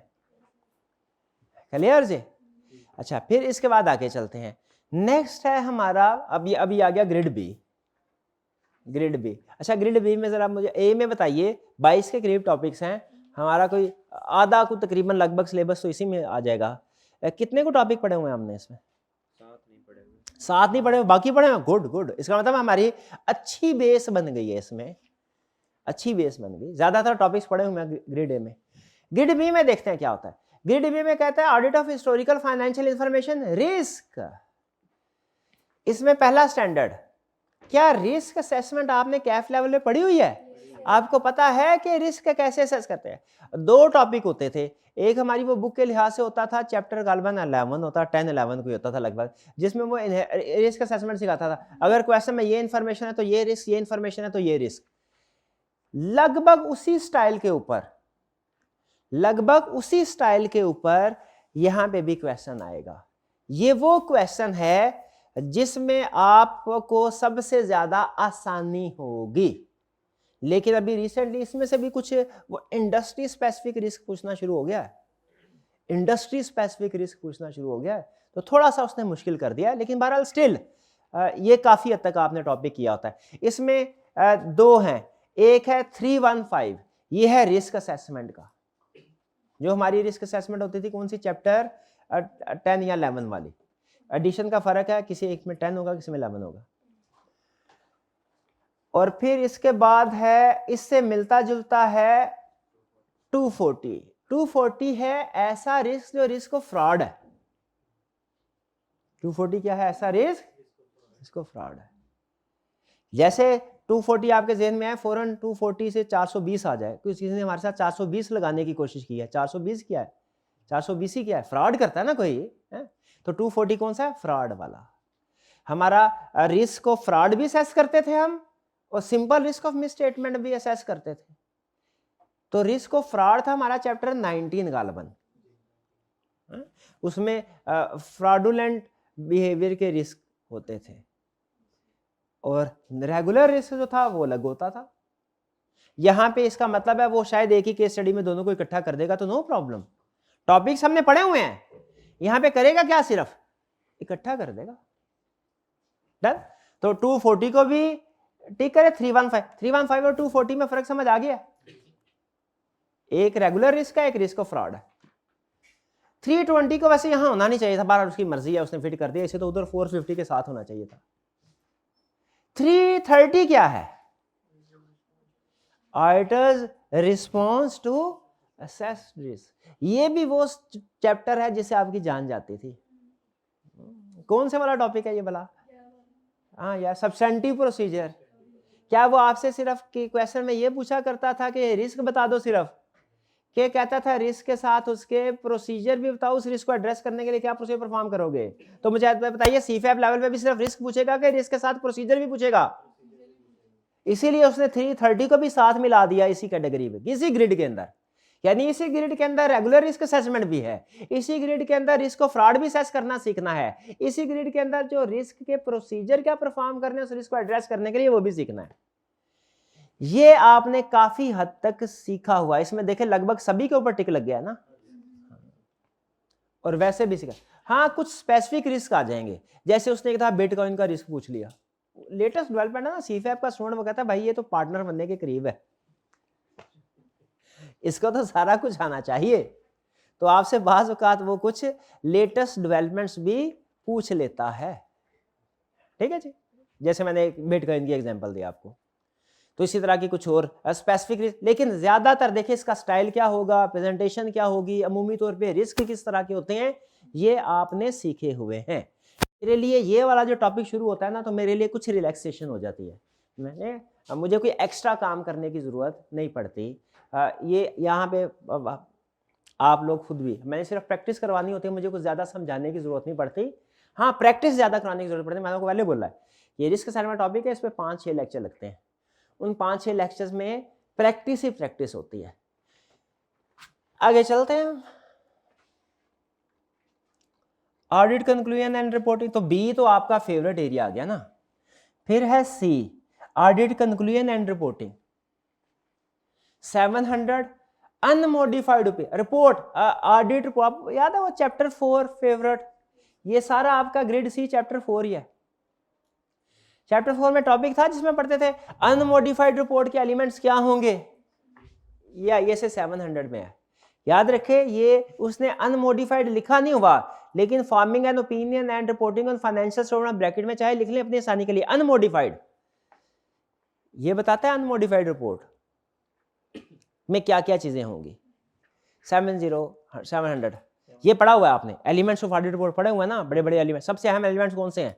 ओपिनियन, और बस खत्म होगी बात यहीं पे, सबसे काम की बात इसमें यही है। फिर 701 कौन सा है? की ऑडिट मैटर वाला, सारा नाम याद, वो सारा मुझे भी नहीं याद, कम्युनिकेटिंग की audit matters in independent auditors report, मुझे सिर्फ इतना याद है। ISA 701 कौन सा है? वो की ऑडिट मैटर वाला स्टैंडर्ड है। आप भी सिर्फ इतना ही याद कर लें कि की ऑडिट मैटर वाला स्टैंडर्ड कौन सा है? 701 कौन सा स्टैंडर्ड है? की ऑडिट मैटर। वाइस वर्सा याद करना है, स्टैंडर्ड से टॉपिक ज़हन में आ जाए, टॉपिक से स्टैंडर्ड ज़हन में आ जाए। जैसे वो छोटे होते इंग्लिश सीखते थे ना, तो 2 तरह के सवाल आते थे, उर्दू है उसको इंग्लिश में कन्वर्ट करो, इंग्लिश है उसको उर्दू, तो फ्लिप साइड। तो दोनों तरह से आपने इसको जब याद करना है ना इस वीक में, जो टिक लगे वो स्टैंडर्ड, तो स्टैंडर्ड से टॉपिक ज़हन में आ जाए और टॉपिक से स्टैंडर्ड ज़हन में आ जाए, दोनों तरह की प्रैक्टिस कर रहे हैं। 701 बताइए की ऑडिट मैटर पढ़ा हुआ है कि नहीं पढ़ा हुआ? शाबाश, ठीक लगा ले। 705 मॉडिफिकेशन टू ओपिनियन, ये था अनमॉडिफाइड ओपिनियन के साथ रिपोर्ट कैसी होगी, ये क्या है? मॉडिफाइड ओपिनियन के साथ। इसमें सबसे अहम वो एक छोटा सा डायग्राम बनाता है, याद है आपको? छोटा टेबल, इफेक्ट इमटेरियल है, मटेरियल है, परवेसिव है, मिस स्टेटमेंट है, स्कोप लिमिटेशन, वो जो पढ़ते हैं वो इस स्टैंडर्ड ने दिया है हमें। आपको क्या लगता था हमने खुद बनाया है? हमने कहाँ बनाना है, स्टैंडर्ड ने दिया हुआ था। किस स्टैंडर्ड में दिया हुआ था ये? कि अगर मिस स्टेटमेंट है, इफेक्ट मटेरियल है, कौन सा ओपिनियन? मॉडिफाइड नहीं, नाम बताना है उसका, क्वालिफाइड। स्कोप लिमिटेशन है, इफेक्ट मटेरियल है, कौन सा ओपिनियन? क्वालिफाइड। मिस स्टेटमेंट है, इफेक्ट परवेसिव है, कौन सा ओपिनियन? एडवर्स। स्कोप लिमिटेशन है, इफेक्ट इमटेरियल है, कौन सा ओपिनियन? देखा दाव खेल गए। स्कोप लिमिटेशन है, इफेक्ट इमटेरियल है, कौन सा ओपिनियन? अनमोडिफाइड। और स्कोप लिमिटेशन इफेक्ट परवेसिव है, कौन सा ओपिनियन? ये सारी बातें किधर लिखी हुई हैं? 7 मॉडिफिकेशन। ये पढ़ा हुआ कि नहीं पढ़ा हुआ? टिक करें फिर। 706 एमसीओ मैटर अदर मैटर, किन सिचुएशन में एमसीओ मैटर आएगा, किस सिचुएशन में अदर मैटर आएगा? पढ़ा कि नहीं पढ़ा? ये स्टैंडर्ड में लिखा है, टिक लगाएं इसको भी। 710 कंपैरेटिव इंफॉर्मेशन। कंपैरेटिव कहते हैं पिछले साल की इंफॉर्मेशन। कभी कभार ऐसे भी होता है कि हमें पिछले साल की इंफॉर्मेशन को भी चेक करना पड़ जाता है। कभी हो सकता है अकाउंटिंग पॉलिसी चेंज हो जाए, कभी हो सकता है हमें पिछले साल में कोई एरर पता चल जाए, कभी हो सकता है हमें पिछले साल दोनों सालों को ऑडिट करना पड़ जाए। नॉर्मली हम पिछले साल की फिगर्स को ऑडिट नहीं करते, आपको ये बात पता है? अकाउंटिंग स्टैंडर्ड ये कहता है कि complete set of financial statements में कंपैरेटिव इंफॉर्मेशन भी शामिल है कि नहीं है? होती है, लेकिन ऑडिटिंग स्टैंडर्ड कहते हैं ऑडिटर की जिम्मेदारी में शामिल नहीं है कि वो उनको कंपैरेटिव को चेक करे, वो सिर्फ इस साल को चेक करेगा, लेकिन कभी कभी पिछले साल को भी चेक करना पड़ जाता है। ठीक है, तो वो किधर आएगा, किस स्टैंडर्ड में है? 710 में। 510 कौन से वाला स्टैंडर्ड था, याद है? Opening balances. 510 और 710 में एक बारीक सा फर्क है, क्या भला? 510 है इसी साल के ओपनिंग बैलेंसेस। 510 क्या है? इसी साल का ओपनिंग बैलेंस। 710 क्या है? पिछले साल की कंपैरेटिव फिगर। 710 का स्कोप ज्यादा है, 510 का स्कोप कम है, लेकिन थोड़ा सा इंटर क्यों? क्योंकि पिछले साल के कंपैरेटिव की जब हम बात करते हैं ना, तो जो पिछले साल की बैलेंस शीट के बैलेंसेस हैं वही अगले साल ओपनिंग बैलेंस बनते हैं। तो यूं कह लीजिए आसानी के लिए, हालांकि कंसेप्ट टेक्निकली गलत है, आसानी के लिए 510 डील करता है ओपनिंग बैलेंसेस जो पिछले साल के क्लोजिंग बैलेंसेस हैं, और 710 डील करता है पिछले साल के सारे अमाउंट्स को, चाहे वो इनकम स्टेटमेंट की हो चाहे बैलेंस शीट की हो। 510 किसको डील करता है? सिर्फ बैलेंस शीट आइटम्स को। 710 किसको डील करता है? सारी आइटम। लेकिन टेक्निकल फर्क याद रखें, 510 पिछले साल के क्लोजिंग बैलेंसेस को डील नहीं करता, इस साल के ओपनिंग बैलेंस को डील करता है। हालांकि हैं दोनों सेम, लेकिन वीएन पॉइंट ऑफ व्यू का फर्क है, असूल याद रखना है। 510 किसको डील करता है? इस साल के ओपनिंग बैलेंसेस को, जो कि अमूमी तौर पे पिछले साल के क्लोजिंग होते हैं। चलिए, तो 710 और 510 थोड़े मिलते जुलते हैं। 510 नहीं पढ़ा आपने तो 710 कहां पढ़ा होगा? ऐसा ही है ना, नहीं पढ़ा ना, क्रॉस लगा लें इसको। 720 item responsibility related to other information. Other information पता है बोर्ड में होती थी, वो directors report. Director other information के साथ ब्रैकेट में लिख लें डायरेक्टर्स रिपोर्ट, और इसको लगा लें क्रॉस। बिल्कुल भी नहीं पढ़ा, सिर्फ कंसेप्ट, ज्यादा से ज्यादा नाम पढ़ा होगा आपने, बस इसके अलावा कुछ नहीं पढ़ा होगा। डन जी, सी भी ग्रेड हो गया। चलिए आगे चलते हैं। सी में कितने पढ़े? ज्यादातर पढ़े हुए हैं, 2 नहीं पढ़े हुए, बाकी सारे पढ़े हुए हैं, ऐसा है? चले, डी स्पेशलाइज्ड, ओए होए स्पेशलाइज्ड एरिया, स्पेशल स्टैंडर्ड है। असल मजा आता है इस स्टैंडर्ड में, ये इंगेजमेंट ही डिफरेंट है। ऑडिट 700 पे खत्म हो गया, ये एंगेजमेंट डिफरेंट है, और आई कैप भी इसमें खेलना पसंद करता है इसमें। लेकिन बहरहाल ग्रिड को फॉलो करना है, जितना भी खेलेगा एक लिमिटेड एक्सटेंट तक होगा, जाहिर है दूसरे टॉपिक्स भी तो उसने टेस्ट करना है। ये आपने ठहरे सर एक भी नहीं किया हुआ, सब पे क्रॉस लगा लें। 2400 थोड़ा सा शायद आपने किया हुआ, रिव्यू वाला है, आपको बताया था ना रिव्यू, थोड़ा सा आपने किया होगा। रिपोर्ट कभी पढ़ी है रिव्यू एंगेजमेंट की? रिव्यू एंगेजमेंट की रिपोर्ट पढ़ी है? इसको क्रॉस करें, सारे क्रॉस। ISA 800 ये भी ऑडिट है, स्पेशल ऑडिट है। 800, 805 और 810 इन सब हम कहते हैं स्पेशल ऑडिट्स। स्पेशल ऑडिट्स ये खास सिचुएशन में किए जाते हैं। वो सिचुएशन अभी मैं जिक्र करूंगा ना तो लेक्चर थोड़ा लेंथी हो जाएगा, जो कि मकसद नहीं है। तो ये 800, 805, 810 ये क्या है? Special audits. 2400 2410 ये क्या है, रिव्यूज। और आपको बताया था कि कुछ हम ऑडिट और रिव्यू के अलावा अदर एंगेजमेंट्स भी परफॉर्म करते हैं। तो ये जो 300 सीरीज है ना, ये अदर एश्योरेंस एंगेजमेंट है। 3000 से लेके 3420 तक लंबी लाइन खींचे, इसके साथ लिख लें अदर एश्योरेंस एंगेजमेंट। इसमें लफ्ज अदर से क्या मुराद है भला? अदर से मुराद है other than audit and review. क्या लिखना है? हाँ, इसको या तो अदर एश्योरेंस एंगेजमेंट लिख लें, या लिख लें assurance engagements other than audit and review. यहां से लेके यहां तक 800 से पीछे सारे ऑडिट हैं, 700 तक जनरल और 800 वाले स्पेशल हैं, सारे ऑडिट। 810 के बाद ये दो क्या है, रिव्यू।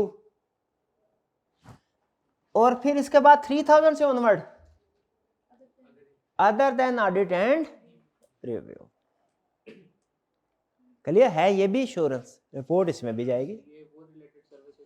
रिलेटेड सर्विसेज नहीं, अभी रिलेटेड सर्विस तो अभी आनी है, कहानी इतनी जल्दी नहीं, अभी पिक्चर बाकी है भैया। 3 भैया ये कर लिया आपने।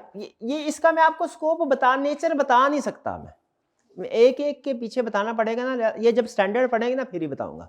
फिलहाल ब्रॉड कैटेगरी मैंने आपको बता दी जिसमें ग्रुपिंग होगी। इसमें कोई भी नहीं पढ़ा आपने डी में, ऐसा ही है।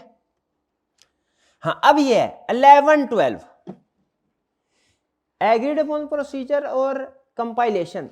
इसके साथ इसको लिखे related services / non assurance engagement.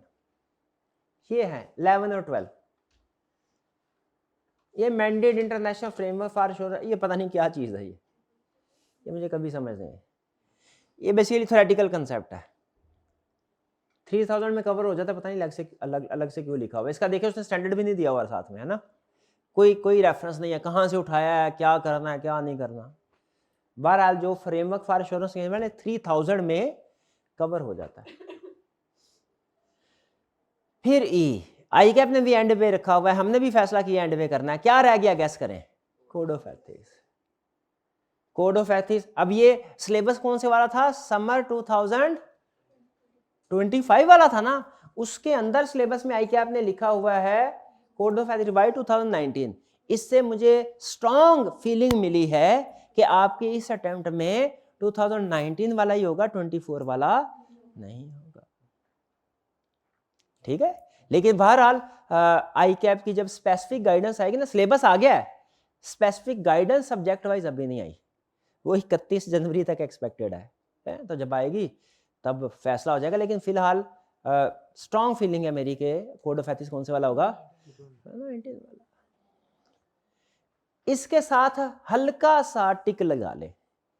ये आपने पढ़ा हुआ है, लेकिन अच्छा जो ग्रेड ए में टॉपिक्स है ना जो आपने पढ़े हुए हैं, आई कैप उन्हीं के अंदर रहते हुए एडवांस टेस्टिंग कर रहा है। कंसेप्ट वही होगा। ये जो कोड ऑफ एथिक्स है ना, हालांकि आपने पढ़ा हुआ है, बल्कि इसके ऊपर क्रॉस लगाएं पढ़ा हुआ है, लेकिन मजाल है आई कैप उस कंसेप्ट में से पूछ ले जो आपने कैफ लेवल में पढ़ा है।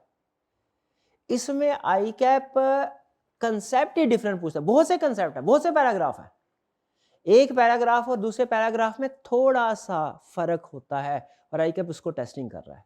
ये यूं समझिए आपने पढ़ा ही नहीं है, यूं समझिए आपने, हालांकि आपको लग रहा होगा कि पढ़ा है, लेकिन आप कैफ के लेवल पे अभी अगर मैं आपको याद होगा, चले हाँ छोड़ें इसको। कोड ऑफ एथिक्स, इसको क्रॉस लगाए हुए, मेरे कहने में क्रॉस लगा लें।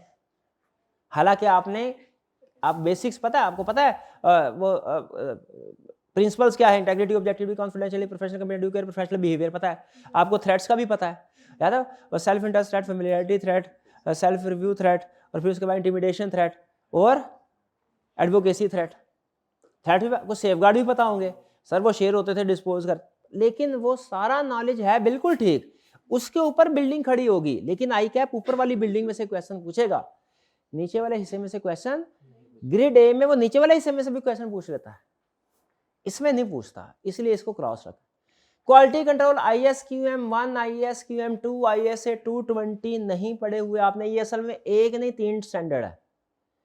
ISQM1 अलग स्टैंडर्ड है, ISQM2 अलग है, ISA 220 अलग है, लेकिन मिलता जुलता मटेरियल है, इसलिए उसने इसको इकट्ठा किया हुआ है। इसको लगाएं क्रॉस। ये नहीं आपने पढ़ा, बिल्कुल नहीं पढ़ा हुआ, नहीं पढ़ा हुआ। और फिर चार्टर्ड अकाउंटेंट ऑर्डिनेंस 1961 है, ये कुछ हटके चीज है, ये भी नहीं पढ़ा हुआ आपने, इसको भी लगाएं क्रॉस। ठीक है जी। तो ये आपके पूरे सिलेबस का ओवरव्यू भी था, और साथ साथ मैंने आपको ये भी बता दिया कौन सा टॉपिक आपने पढ़ा है, कौन सा नहीं पढ़ा। आपको चलें कुछ ना कुछ कॉन्फिडेंस तो फील होगा, सर ठीक है सारा नहीं, कम से कम 25-30% तो सिलेबस कवर किया, और किया हुआ है। ये टू पिक्चर है। टू पिक्चर क्या है, CFAP लेवल का जितना भी सिलेबस है उसका 25-30% आपने पढ़ा हुआ है। बस मैंने उसको रिफ्रेश करना है और फिर थोड़ा सा उसके ऊपर एडवांस कंसेप्ट बिल्ड करना है, वो जल्दी हो जाएगा। क्लियर जी। ये तो था क्या पढ़ाना है, अब क्या, हाँ कैसे पढ़ाना है। अब ये सुन लीजिए, कुछ चीज़ें मैंने आपको बता दी। नंबर 1, हफ्ते में 3 क्लासेस होंगी, शाम को क्लासेस होंगी 6:15 से 8:15। ठीक है।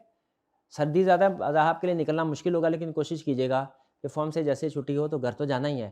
थोड़ा से अदर से भी होते हैं तो कोई नहीं, चाय पानी हो जाएगा कुछ अरेंजमेंट, फिर घर चले जाइएगा। हो सके तो फिजिकल क्लास, नहीं तो कोई प्रॉब्लम नहीं है। 2 घंटे की क्लास होगी, एक क्लास में अमूमी तौर पे एक स्टैंडर्ड कंप्लीट होगा। अब पहला फ़र्क, कैफ से असल में बच्चा ये एक्सपेक्टेशन लेके आता है कि सर जैसा कैफ में चला था वैसा ही इधर चले, ऐसा नहीं होगा। कुछ हद तक होगा, कुछ हद तक नहीं होगा। किस हद तक होगा वो आपको बता देता हूँ। मेरी कोशिश ये होगी जिस तरह कैफ लेवल पे कंसेप्ट सिंपल करके आपके सामने रखते थे, आपको मटेरियल जितना भी ज़रूरी था खुद से प्रोवाइड किया जाता था, वैसा ही इधर भी हो, इंशाल्लाह इसी तरह होगा। ये कैफ लेवल की आप चीज़ मुझसे एक्सपेक्ट कर सकते हैं, टीचिंग स्टाइल वैसा। ठीक है।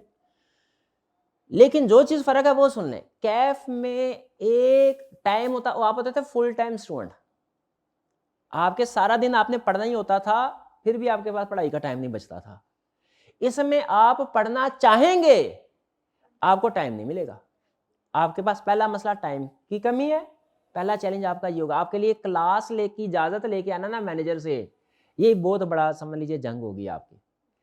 ठीक है। क्लास के लिए टाइम निकाल, सबके लिए ऐसा नहीं होता, लेकिन ज़ाहिर है जॉब टू जॉब वेरी करता है। दूसरा बड़ा मसला ये होगा कि यहाँ पे स्पीड थोड़ी सी ज़्यादा होगी। हालांकि प्लस पॉइंट ये है बेस बनी है, दूसरा प्लस पॉइंट ये है काफ़ी हद तक कंसेप्ट्स आपने कैफ लेवल में पढ़े हैं, ज़्यादातर कंसेप्ट्स वही आगे चलेंगे, बेस बन गया प्लस पॉइंट। लेकिन स्टिल इसके बावजूद भी स्पीड थोड़ी सी ज़्यादा होगी, क्योंकि अगर हम इसको खींच के 100 घंटों के ऊपर कर भी लेना, जैसे आप देखें अगर कितने थे लेक्चर में, 48 2 घंटे का है, कट ऑफ भी कर लें, हेयर कट लगा ले इसके ऊपर, 20% का नॉर्मल लॉस, दरमियान में कभी ब्रेक भी हो जाती है, कभी हो सकता है छुट्टी भी हो जाए करे, तो फिर भी कोई आपके ये 70-75 के करीब लेक्चर बनते हैं। कैफ लेवल पे हुआ करता था वो कि तकरीबन 110-120 के करीब लेक्चर, तो उससे कम है, मटेरियल ज़्यादा है, लेक्चर कम है। इसका मतलब क्या, आपकी स्पीड डबल होगी। CFAP लेवल पे आपकी स्पीड क्या होगी, कैफ लेवल की निस्बत डबल होगी। लेकिन आप अगर रोज का काम रोज करते रहे तो कर सकते हैं डबल स्पीड, क्योंकि इसमें बेस बनी हुई है। ये बड़ा प्लस पॉइंट है, आप इसको इजी ना लीजिए, बेस होना। एक है रॉ फॉर्म में बच्चे को तैयार करना, वो ज्यादा मुश्किल है, ज्यादा मुश्किल है। बच्चे को गिनती सिखाना, वो टेबल सिखाना, पहाड़े सिखाना, वो 2+2 ये इक्वेशन कैसे काम करती है, ये ज़्यादा मुश्किल है। मैट्रिक में जाके तो बस कैलकुलेटर ये करो ये करो ये करो, वो मेरी फीलिंग है मेरी, क्योंकि निस्बतन आसान। तो उसमें प्लस पॉइंट भी आपके लिए, माइनस पॉइंट भी है CFAP में। प्लस पॉइंट क्या है, बेस बनी है। माइनस पॉइंट क्या है, टाइम कम है आपके पास पढ़ाई के लिए, क्योंकि आपने फॉर्म भी जाना है, आप at the same time professional की लाइफ भी गुजार रहे हैं, स्टूडेंट की लाइफ भी गुजार, दोनों जिम्मेदारियां आपके ऊपर है। ठीक है। और स्पीड थोड़ी सी ज्यादा होगी, टाइम कम स्पीड ज्यादा, ये मैनेज करना है आपको। डेली आपसे रिक्वायरमेंट है मेरी 1.5 घंटा, 1.5 से 2 घंटे, 1.5 घंटा कर लें, 2 घंटे ज्यादा है। आपने इस सब्जेक्ट को पढ़ लें तो 4 महीने में पूरा सब्जेक्ट तैयार। अगले आज से लेके अगले 4 महीनों में आप हर रोज इस सब्जेक्ट को क्लास के अलावा 1.5 घंटा दे दें सिर्फ, यानी हफ्ते में 10 घंटे। हफ्ते में कितने घंटे, लेकिन ये 10 घंटे रोज के होने चाहिए, रोज का एक, कभी 1.5, कभी 2। संडे वाले दिन 10 घंटे नहीं चलेगा, वो अप्रोच फेल है। कंसिस्टेंट चाहिए प्रैक्टिस। तो इंशाल्लाह 4 महीनों में आपकी तैयारी हो जाएगी। फिर बोले क्या बताया मैंने, क्या करें, कैसे तैयारी हो सकती है? अगर आप क्लास के अलावा रोज का 1.5 घंटा इस सब्जेक्ट को दें, यानी हफ्ते में 10 घंटे, क्योंकि रोज का 1.5 घंटा मैथमेटिकली तो इंसान नहीं ना चलता, कभी 1 हो जाता है, कभी 2 हो जाते हैं, कभी 1.5 हो जाता है, कभी हो सकता है नागा भी हो जाए आधे दिन हफ्ते में। तो एक आधे दिन से ज़्यादा नागा नहीं करना आपने, रोज पढ़ना है। तो 4 महीने में तैयारी हो जाएगी इंशाल्लाह, मैं जिम्मेदार हूँ इस बात का। लेकिन जहां आप लोग क्या करेंगे, आप में से मेजोरिटी, अभी बता रहा हूँ क्या करेगी, चाहे अभी इसकी अटेंड भी है, तो क्या करेगी, अव्वल तो लेक्चर पेंडिंग हो जाएंगे, और अगर लेक्चर ले भी ले प्रैक्टिस नहीं करेंगे। ये 1.5-2 घंटा किस लिए, मैं क्या ये इसलिए आपसे कह रहा हूँ कि आपने याद करना होगा, और याद तो करना ही नहीं, ओपन बुक है।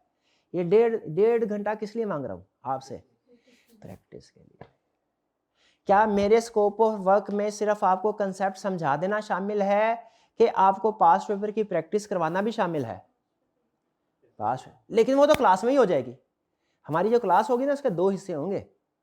एक हिस्सा होगा लगभग 1.25 घंटे का या 1.5 घंटे का, जिसमें स्टैंडर्ड डिस्कस होगा, और दूसरा हिस्सा होगा आधे घंटे का या पौने घंटे का, जिसमें क्या होगा, तो पास्ट पेपर की प्रैक्टिस क्या आपको क्लास में करवाई जाएगी?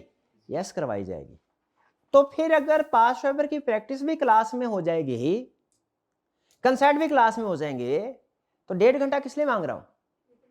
आपने रिटर्न प्रैक्टिस खुद से करनी है। उसके लिए क्लास में एक स्टैंडर्ड है, उसके कितने, 2 नहीं तो 3, 3 नहीं तो 4 क्वेश्चन प्रैक्टिस करवा दूंगा, उससे ज्यादा क्वेश्चन प्रैक्टिस नहीं होने। वो होता ना कैफ लेवल पे, तो होता था एक एक टॉपिक रिपोर्ट है तो उसके 20-20, 25-25 सवाल हो रहे हैं, कोड ऑफ एथिक्स है उसके 16-17 सवाल हो रहे हैं, प्रैक्टिस ऐसे चलता था ना।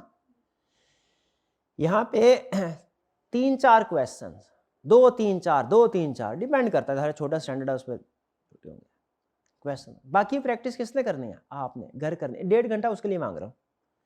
तो डेली आप लोगों ने प्रैक्टिस कर, मुझे बताइए क्या आप लोगों को ड्राफ्टिंग की प्रैक्टिस करवाना, आपकी ड्राफ्टिंग इंप्रूव करना मेरी जिम्मेदारी है कि नहीं है?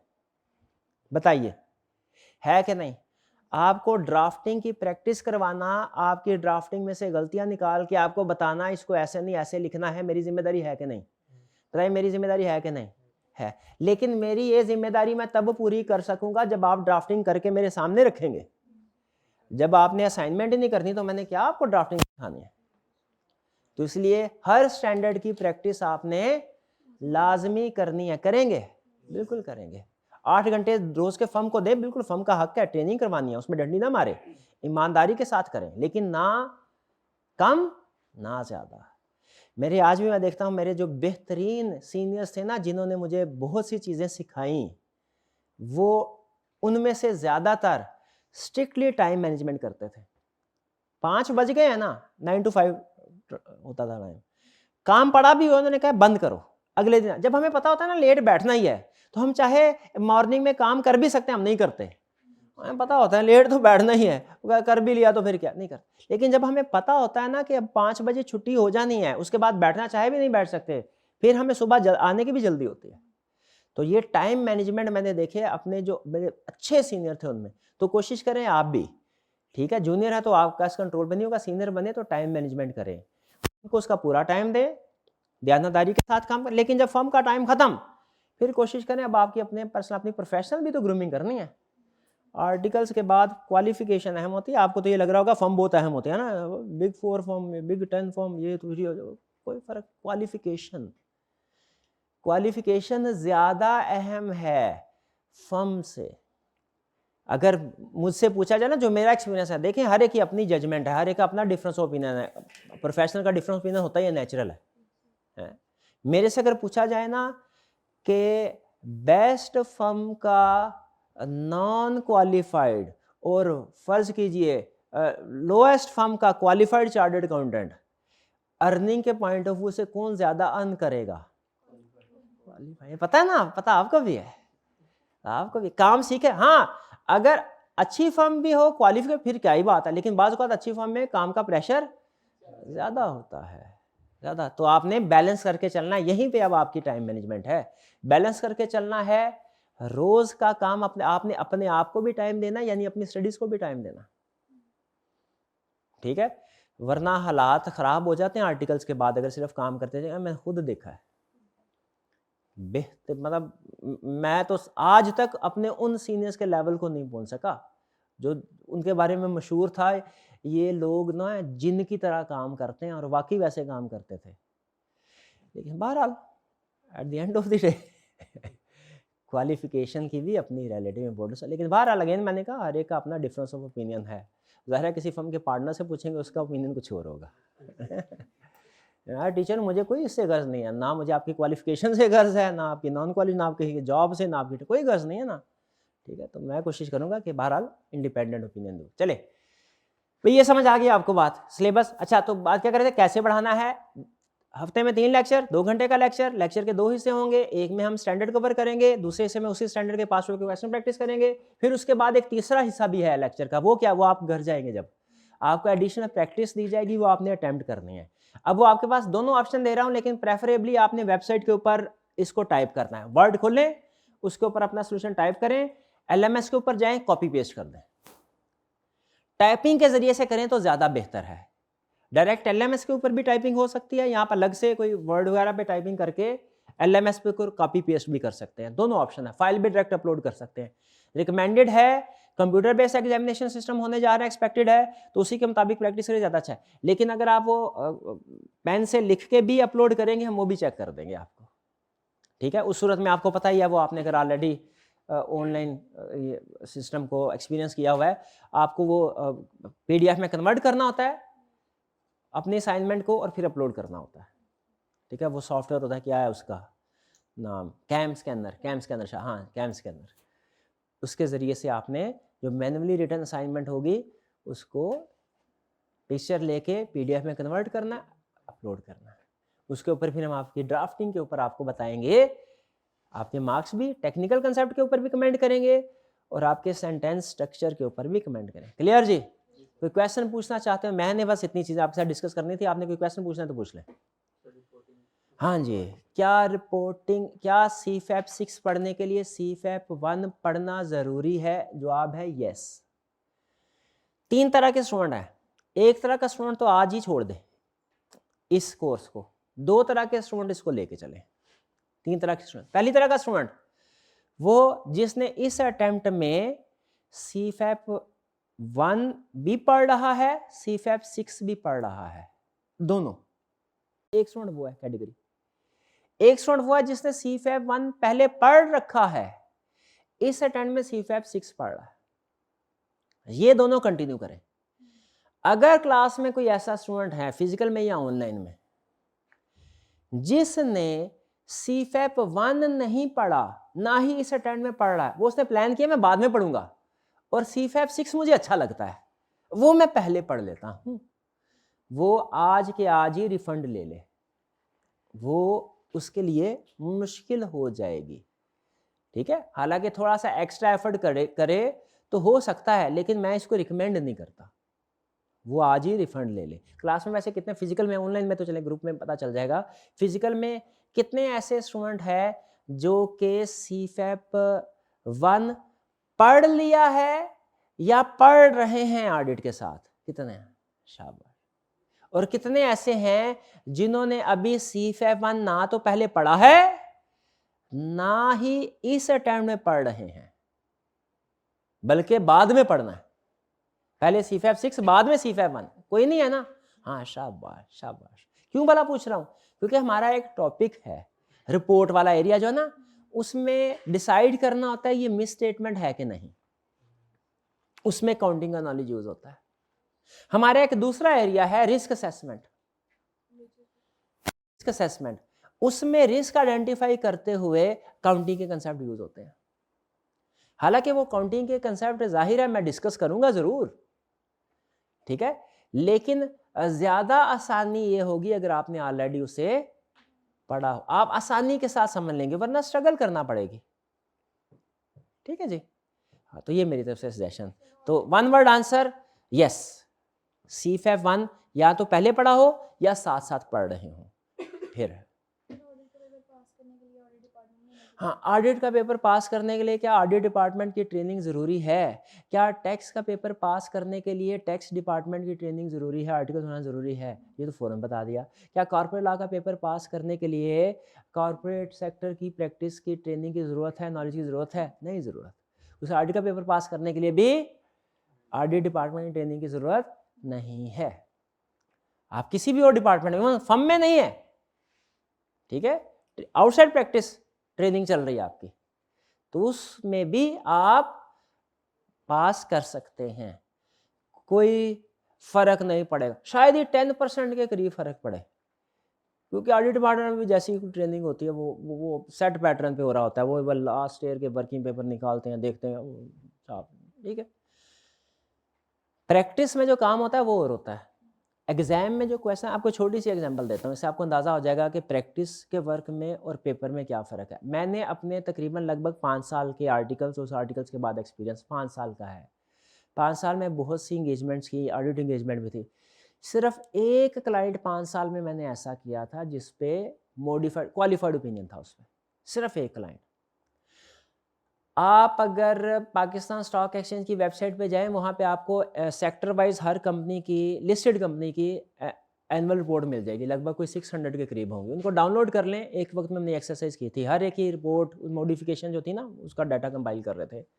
आपको पता चलेगा तकरीबन 10% के करीब जो लिस्टेड कंपनीज है ना, उनकी ओपिनियन मॉडिफाइड है। 90% का अनमोडिफाइड ओपिनियन है, ठीक है। 90% का, ये आप चाहे तो 2-4% ऊपर नीचे हो सकता है, उसके मैं कोई कसम नहीं खाता, लेकिन लगभग इतना होगा।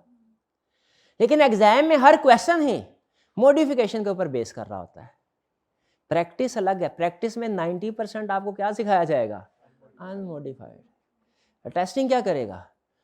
तो फर्क नहीं पड़ता आपकी, अगर है भी ना ट्रेनिंग आई डिपार्टमेंट की, तो जो इजी चीज़ें आप कर रहे हैं प्रैक्टिस में होती है, एग्जाम में वो एक्सेप्शनल, क्योंकि वो कहता है मैं अपने स्टूडेंट को, चार्टर्ड अकाउंटेंट को तैयार ही एक्सेप्शनल सिचुएशन के लिए कर रहा हूँ। नॉर्मल सिचुएशन के लिए तो आप तैयार ही नहीं हो रहे। नॉर्मल सिचुएशन में काम करने के लिए तो दूसरे लोग हैं, वो दूसरी डिग्री वाले, दूसरी वाले नाम नहीं लेते, लेकिन दूसरे वाले। आप चार्टर्ड अकाउंटेंट्स को किस लिए तैयार? एक्सेप्शनल। तो एग्जाम में हमेशा एक्सेप्शनल सिचुएशन पूछेगा, प्रैक्टिस में ज़्यादातर ऑर्डिनरी सिचुएशन, रूटीन की स्टैंडर्ड सिचुएशन आप फेस करते हैं। इसीलिए मैं कहा करता हूँ कि प्रैक्टिस का ऑडिट कुछ और चीज़ है, एग्जाम का ऑडिट कुछ और चीज़ है। हाँ, कुछ थोड़ा बहुत फ़र्क पड़ता है, मतलब पता चल जाता है। कुछ बाज़ का कुछ जगह पे बंदा तीर तुक्के चलाने होते हैं ना, तो एक्सपीरियंस वाला थोड़ा सा तीर तुक्का चलाएगा, वो निस्बतन ज़रा बेहतर जजमेंट अप्लाई करेगा, इतना को फ़ायदा होता है। समझ लें 10% के करीब बेनिफिट, वरना ज़्यादा फ़र्क इससे नहीं पड़ता। ठीक है जी, और कोई क्वेश्चन? जी शाबाश।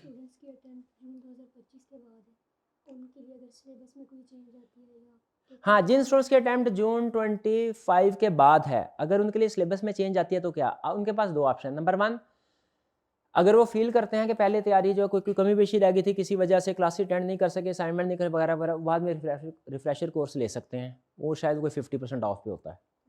एक ऑप्शन ये है। दूसरी ऑप्शन ये है, अगर फर्ज कीजिए नहीं सर तैयारी की तो बस एक आधा स्टैंडर्ड रिवाइज हुआ, 1-2 स्टैंडर्ड आपको रिवाइज होते रहते हैं, बस वही करना है। वो 2 स्टैंडर्ड के लिए हम दोबारा फीस थोड़ी नहीं भरनी, बिल्कुल ठीक है।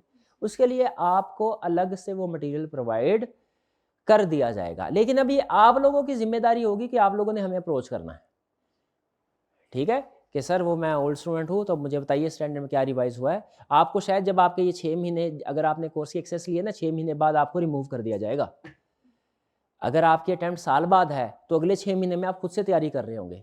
उसमें हो सकता है कोई प्रॉब्लम आ जाए तो आप आके पूछ सकते हैं, लेकिन आपके लिए मुश्किल होगा, ठीक है। वो ये होगा कि महीने में एक आधा विजिट कर लिया, सारी चीज़ें पूछ ली, वो तो कर सकते हैं। वीकली बेसिस पर आप सिर्फ सवाल पूछने के लिए नहीं आएंगे, आप टाइम ज़ाहिर उसमें लगता है।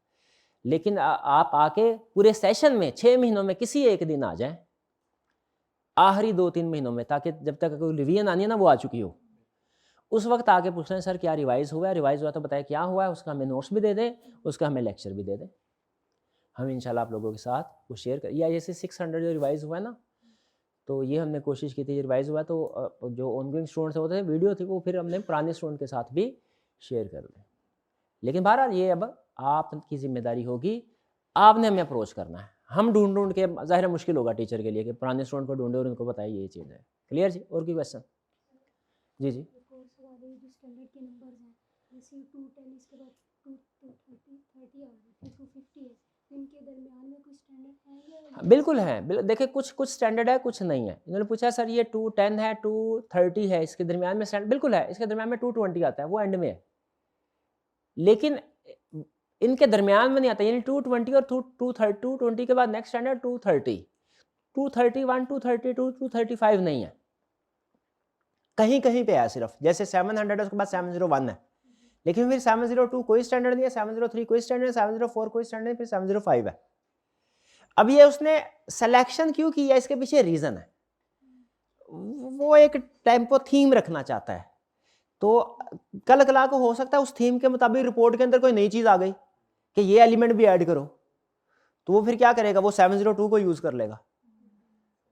ठीक है, वो इसलिए उसने वो रखे होते। ये जो नंबर होता है ना, इसके पीछे कंसेप्ट है। ये जो पहला डिजिट होता है ना, 2, 300 का 3, 400 का 4, 500 का 5, 600 का 6, 700 का 7, इसका एक मीनिंग है। मीनिंग ये कोडिंग जो है ना, रैंडम कोडिंग नहीं की हुई इसके पीछे का, लेकिन वो जानना हमारे लिए ज़रूरी नहीं है। ठीक है, उसको इग्नोर करते हैं। आपने सिर्फ इतना ध्यान में रखना कि कौन सा स्टैंडर्ड नंबर है, टॉपिक कौन सा है इसमें। और की क्वेश्चन? जी। कुछ स्टैंडर्ड जिनके ब्रैकेट में रिवाइज लिखा हुआ है मीनिंगलेस है, आपने ये नहीं याद करना, क्योंकि आपने जो भी चीज़ पढ़नी है वो है जो एज ऑन टुडे रिवाइज है, एज ऑन टुडे रिवाइज है। ठीक है, अब वो रिवाइज करवाना आपको मेरी जिम्मेदारी है। ठीक है, वो स्टैंडर्ड में जो आप स्टैंडर्ड शेयर किए जाएंगे वो रिवाइज, लेकिन बाद में कोई रिवाइज होता है तो वो मेरी जिम्मे, आपने खुद से सर्च करने की जरूरत नहीं है। देखें किसी भी टीचर इंस्ट्रक्टर के साथ अटैच होने का यही फायदा होता है। अब आप इधर उधर देखने से बच जाते हैं। आपने सिर्फ टीचर को देना, टीचर की जिम्मेदारी है इधर उधर जो कुछ हो रहा है उसके ऊपर नजर रखनी है, और जो चीज़ आपको पहुंचानी है वो आप तक पहुंचाए, ये टीचर की जिम्मेदारी हो जाती है। अब आपकी सिर्फ एक जिम्मेदारी है बस, क्या, जो उस्ताद ने कह दिया आपने वो काम करना है। बाकी जितनी भी प्रोफेशन में तबाही फिर रही है, ऊंच नीच हो रही है, वो सारे का सारा वो जो आपका टीचर है वो नजर रख रहा होगा उसके ऊपर। ठीक है, बहरहाल आपको अगर कोई नई चीज़ पता चले शेयर ज़रूर करें बाज़ का। ठीक है, हो सकता है कि मुझे बाद में पता चले, आपको पहले पता चल जाए। तो कोई भी प्रोफेशन में ऐसी चीज़ हो जो आपको लग रहा हो कि अहम है, चेंज हुई है, रिवीजन है, तो वो ज़रूर शेयर करें। लेकिन अल्टीमेटली जो फाइनल वर्ड होंगे ना किसी भी टॉपिक के ऊपर या आपकी स्टडी से रिलेटेड, वो आपने जो मेरे मुंह से अल्फाज निकलेंगे वही आपने उनके ऊपर कोशिश करना है, अमल करें। बाकी इधर उधर बहुत से र्यूमर्स वगैरह फैलती रहती हैं, वो हमारी आदत नहीं। आपको पता ही है इतना जो बड़े सोशल मीडिया पे नहीं होता मैं, ठीक है, और ना ही उसमें किसी किस्म का कोई पार्टिसिपेशन करता हूँ। तो मैं कहीं पे भी अगर कोई भी अफवाह फैल रही है ना, तो मेरे पास इतना टाइम नहीं है कि मैं हर बबल को जाके बस्ट करता रहूँ कि भाई ये गलत चीज़ है, ये ऐसे नहीं ऐसे है, तो ये ऐसे नहीं ऐसे। जो आज जिसने जो कहना कहता रहे, मेरा एक ही सुलह, भाई काम करें, सर झुका के काम करते रहे अपना। ठीक है, तो आपने इधर उधर र्यूमर्स होती हैं, खास तौर पे जो आखिरी महीना होता है ना आपका, जिसमें आप टीचर के साथ कनेक्टेड नहीं होते डायरेक्टली इस तरह फिजिकली, उस वक्त में ज़्यादा, उस वक्त आप पैनिक भी होते हैं, छोटी छोटी चीज़, ये पता नहीं हो जाएगा, ये उस वक्त आप ज़्यादा एहतियात करनी है आपने। कोई भी चीज़, व्हाट्सएप ग्रुप तो होगा, क्लास नहीं हो रही कि व्हाट्सएप ग्रुप तो होगा, और वैसे भी मैं इधर मौजूद होगा। ज़्यादा प्रॉब्लम है इधर आ जाए, व्हाट्सएप ग्रुप पे पूछ लें, व्हाट्सएप ग्रुप की सपोर्ट इंशाल्लाह अवेलेबल रहेगी। ठीक है जी, और कोई क्वेश्चन? कोई क्वेश्चन नहीं, चलें ओरिएंटेशन को क्लोज कर दें। आपके ख्याल में जितने भी अहम चीज़ें थी ओरिएंटेशन में डिस्कस होने, वो हो गई हैं? जी शाबाश। पूछ यूट्यूब के ऊपर कुछ लेक्चर, हाँ बिल्कुल, वो हैं कोई तकरीबन शायद 2-2.5 साल पुराने, जो मैंने अपने चैनल के ऊपर अपलोड किए हुए हैं। अब बाकी वो किसी ने, बाज़ औक़ात ऐसे होता है ना, वो पायरेटेड वो करा के कर लेते हैं, उनके बारे में मैं कह नहीं सकता। वो मुझे कंफर्म नहीं है कि अगर कोई हैं तो वो किस अटेम्प्ट के हैं। लेकिन एक चीज़, हर अटेम्प्ट में चेंजेस आती रहती हैं। एक तो सिलेबस में चेंज आ सकती है, स्टैंडर्ड डिवाइस हो सकता है, और दूसरा टीचर के मेथड में भी चेंज आता है। प्रीवियस सेशन तक जो हमारी अप्रोच थी वो थी हमारी वो रिटर्न वाली। इसमें हमने बड़ा चेंज जो किया है वो उसको हम कंप्यूटर बेस के ऊपर ले गए, ये फ़र्क। हाँ, जहाँ तक कंसेप्ट का ताल्लुक है, कंसेप्ट ज़्यादा रेलिवेंट होंगे, लेकिन प्रैक्टिस में, टेस्टिंग में फ़र्क आ सकता है।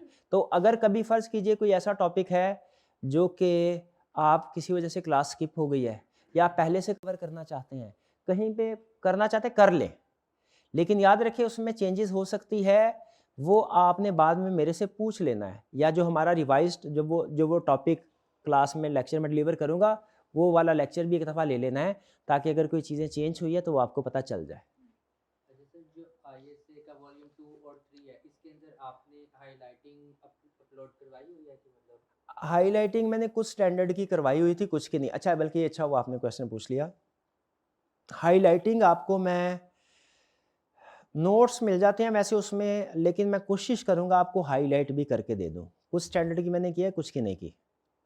सारे स्टैंडर्ड की हाइलाइटिंग मैं आपके साथ कमिट नहीं करता, ठीक है? कुछ की ऑलरेडी की हुई है, कुछ की मज़ीद करूँगा, आपके साथ ज़्यादा कोशिश करूँगा मैं शेयर कर दूँ। लेकिन मेरा पहला फ़ोकस होगा बुक, नोट्स।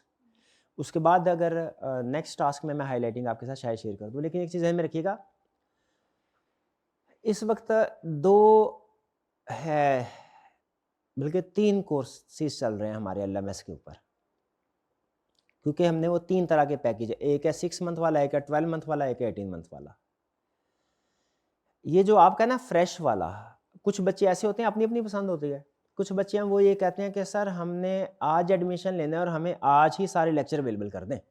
हमारे पास ये 1.5 महीना है, महीना इसके बाद पता नहीं ऐसी जॉब आती है कि नहीं जिस जॉब पे अब तो फिर पता नहीं टाइम मिलता है कि नहीं, हम इसी में इसको भड़काना चाहते हैं।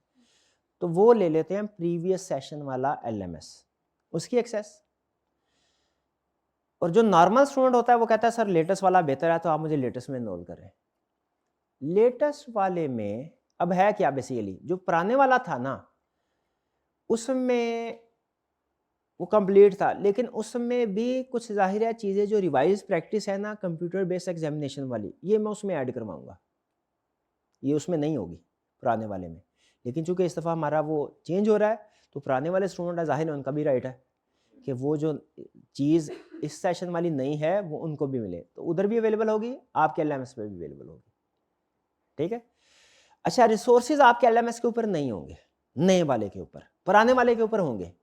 अब आप जो स्टूडेंट देखें, सिंपल रूल, जिस अप्रोच को आपने फॉलो करना है उसी के रिसोर्सेज को लेके चलना है।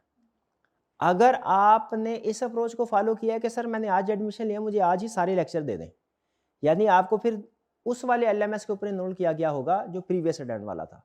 उसमें इसके तो अभी लेक्चर शुरू में, उसका सारा मटेरियल अवेलेबल होगा। आपने ये नहीं करना कि लेक्चर ये वाले, क्योंकि आपका कोई ना कोई दोस्त होगा वो कहेगा यार ये सारे नोट्स मैं आपको भी दे देता हूँ, आप कहेंगे ठीक है अभी पढ़ लेते हैं, ये नहीं करना। अगर आपने नया एलएमएस लिया है तो नया एलएमएस के रिसोर्सेज को यूज़ करना है, वो जैसे जैसे मैं आपके साथ शेयर करूँगा। पुराना एलएमएस लिया है, पुराने रिसोर्सेज को यूज़ करना, ठीक है? अच्छा, कुछ स्टूडेंट ऐसे थे, वो मैनेजमेंट वाले मुझे कह रहे थे सर वो आके ना हमें वो बार-बार कहते हैं कि जी हमने अभी एडमिशन ले लिया है, क्लासेस होंगी 1 जनवरी को, 30 दिसंबर को, 31 दिसंबर को जाके, और हमने अभी ले लिया, 15 दिन है, हम 15 दिन फारिग नहीं बैठ सकते, तो हमें कोई लेक्चर दें। तो आपका जो एलएमएस है उसके ऊपर शायद कोई 12, 13, 14, 15 लेक्चर अपलोडेड हैं। वो लेटेस्ट वाले नहीं है, प्रीवियस वाले हैं। वो क्यों अपलोड किए गए हैं? कुछ स्टूडेंट कह रहे थे कि सर हम ये 10-12 दिन फारिग नहीं बैठ सकते, हमने कुछ ना कुछ पढ़ना है, वो लेक्चर लें। वो लेक्चर लेना ज़रूरी नहीं था, वो सिर्फ वो चूँकि वो एडमिशन वाले आके मुझे बार-बार कह रहे थे कि सर वो बच्चे इंसिस्ट कर रहे हैं, तो मैंने कहा ठीक है हम कुछ उधर शेयर कर दें। वो कि हफ्ते 10 दिन के बाद मैं वो वहाँ से उनसे कहूँगा हाइड कर दें, हाइड कर दें, वरना आपको कन्फ्यूजन, और हर आने वाले बच्चे को कन्फ्यूजन होगी कि सर ये एक टॉपिक का ये स्टैंडर्ड भी है, मैंने कौन सा लेना है? मैंने दोनों लेने हैं, एक पार्ट 1 एक पार्ट 2 है, कि कन्फ्यूजन होगी। इसीलिए वो तकरीबन हफ्ता 7-8 दिन के बाद मैनेजमेंट से कहूँगा मैं हाइड कर दें। आपने वो वाले लेक्चर आइडियली अगर मेरे से एडवाइस ले, वो स्टूडेंट जो फ्रेश है, जिसने नया एलएमएस लिया है, जो ज़ीरो से हमारे साथ आगे ऑनवर्ड चलेगा, वो प्रीवियस वाले लेक्चर्स को ना देखे, कोई ज़रूरत नहीं है, कोई ज़रूरत नहीं है।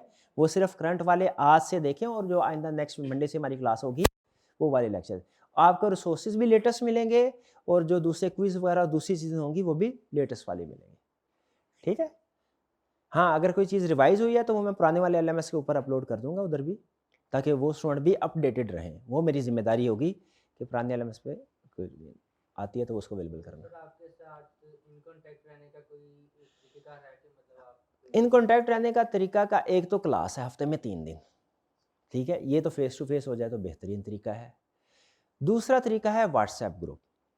व्हाट्सएप ग्रुप में मैं कोशिश करूँगा कि डेली बेसिस पे अवेलेबल हूँ, लेकिन सम टाइम ऐसा होता है कि डेली बेसिस पे एक आधा नागा हो जाता है, तो उसकी माफ़ी। मैं कोशिश करूँगा डेली। आप व्हाट्सएप पे मुझसे कॉन्टैक्ट कर सकते हैं, ठीक है। सीफैप के स्टूडेंट, कैफ लेवल के स्टूडेंट जो है ना वो पहले में होता था, लेकिन अब वो हमने फाइनलिस्ट को रिक्वेस्ट की हुई है, वो जवाब देते हैं, क्योंकि उनकी क्वेरीज बहुत बेसिक होती है। मतलब वही कंसेप्ट जो है वो क्लास में हालांकि तसल्ली से डिस्कस हुआ होता था, लेकिन वो ज़ाहिर है स्टूडेंट नहीं समझ पाते, सर दोबारा समझा दें। तो उसमें ना मुझे कोई वैल्यू एडिशन नहीं लगती, मतलब वही चीज़ बार बार मुझे ऐसे लगता है जैसे मॉर्निंग में जो लेक्चर दिया ना इवनिंग में रिपीट कर रहा हूँ।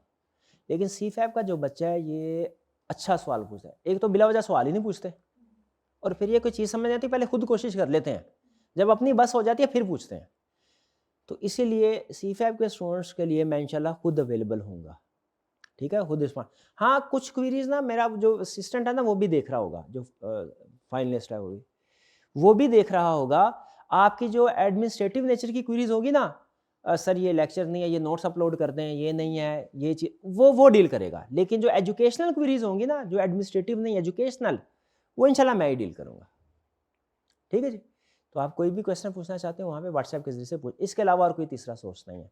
या फिजिकल कॉन्टैक्ट कर लें या व्हाट्सएप, बस। क्लासेस पूरा सेशन सेकंड टाइम ही होगी, इसी टाइम होगी।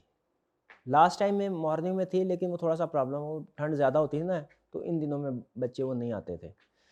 वो आते तो वैसे अभी भी नहीं है, ठीक है, लेकिन बहरहाल इवनिंग में ही होगी, ठीक है जी। का ये फर्स्ट टाइम कहा गया था, फ़ौरन पकड़े उसको जिसने फर्स्ट टाइम बोला था। ये पता नहीं क्या, पता नहीं उनको अपडेट इन्फॉर्मेशन नहीं होती या क्या करते हैं। अगर आपका टाइम क्लैश है, आप रिफंड लेना चाहते हैं, तो ये मैं आपको बता दूं, ये आप नहीं, मैं वैसे सबके लिए, ऑनलाइन वाले स्टूडेंट्स के लिए भी बात ऐसा होता है ना, वो नहीं मुतमिन होते, तो गालबन 7 दिन का टाइम दिया उन्होंने। हाँ, 7 दिन के अंदर अंदर आप रिफंड ले सकते हैं, ठीक है। कोई भी टाइम का इशू, कोई और इशू आता है, कोई बात प्लान बदल जाता है, वो कोई बगैर किसी डायरेक्शन के रिफंड देने के वो पाबंद है, ठीक है। बात हम उनको नहीं कर रहे, हम हमारी तरफ से कोई इस तरह की इंस्ट्रक्शन नहीं होती, तो अपने बात कुछ नहीं कह सकते हम, कुछ चीज़ों पे बंदे का कंट्रोल नहीं होता, ठीक है। लेकिन वो क्लास हमने स्टार्ट से ही उनको ये कहा हुआ है कि वो इवनिंग में होगी। हो सकता है वो भूल चूक में उन्होंने बोल दिया हो, क्योंकि पिछले सेशन में मॉर्निंग में भी हुई थी ना, तो इस सेशन में वो होता है। असल में ये है कि जब कैफ का, अभी तो कैफ की क्लासेस हो रही हैं, मॉर्निंग में हो ही नहीं सकती। जब कैफ का सेशन महीने बाद ख़त्म हो जाता है ना, तो पिछली दफ़ा वाले बच्चों ने कहा था सर मॉर्निंग में कर दें, तो ज़्यादातर स्टूडेंट्स ये कर रहे थे, तो फिर मैंने मॉर्निंग में कर दिए थे, ठीक है। लेकिन इस दफ़ा ऑफिशियल कमिटमेंट कोई नहीं है, क्योंकि ज़ाहिर है फिर वो अपना भी हिसाब देखना होता है, ठीक है। तो मोस्ट प्रोबेबली इस दफ़ा through out the session evening में ही रहेंगी। कभी आपस में हमारा कोई प्लान बना तो चेंज हो सकता है टाइम, लेकिन फ़िलहाल कोई प्लान नहीं है। और कोई क्वेश्चन? कोई क्वेश्चन नहीं है, चलिए। अब हमारी नेक्स्ट क्लास कब होगी भला? मंडे को। आपने व्हाट्सएप ग्रुप को चेक करते रहना है। व्हाट्सएप ग्रुप के अंदर मैं मुख्तलिफ़ किस्म की जो भी आपकी एजुकेशनल चीज़ें होंगी या कोई अनाउंसमेंट होगी शेयर करूँगा, क्योंकि मैं चाहता हूँ इस एक हफ्ते को हम यूटिलाइज़ करें। कैसे यूटिलाइज़ करें? अपना कैफ लेवल का नॉलेज रिफ्रेश करें। आपने खुद से भी ऑटो पायलट मोड के ऊपर चलते रहना है, कैफ लेवल की चीज़ें रिफ्रेश करते रहने हैं, ठीक है। शुरू में जो हमारे टॉपिक होंगे ना, वो बल्कि आप ऐसा कीजिए, चैप्टर 1, 2, 3, 4, ये अगर आपके पास कैफ लेवल की बुक है मैं शेयर कर दूंगा। आपने उसमें से खास तौर पे ऑडिट रिपोर्ट वाला जो टॉपिक कैफ लेवल का जितना भी है ना, unmodified opinion, modified, emphasis of matter, other matter, की ऑडिट, ये पढ़ लें। हम स्टार्ट में बेसिक सीखेंगे 200 टू 10, उसके बाद फिर जाएंगे हम 700 सीरीज पे, ठीक है। 700 सीरीज सारी रिपोर्ट वाली है। तो इस हफ्ते में कोशिश करना है अपने रिपोर्ट वाला टॉपिक जो है उसको अच्छे तरीके से फ्रेश करें, रिफ्रेश करें, और हो सके तो केस स्टडी की रिटर्न प्रैक्टिस भी करें। जी मेरे भाई।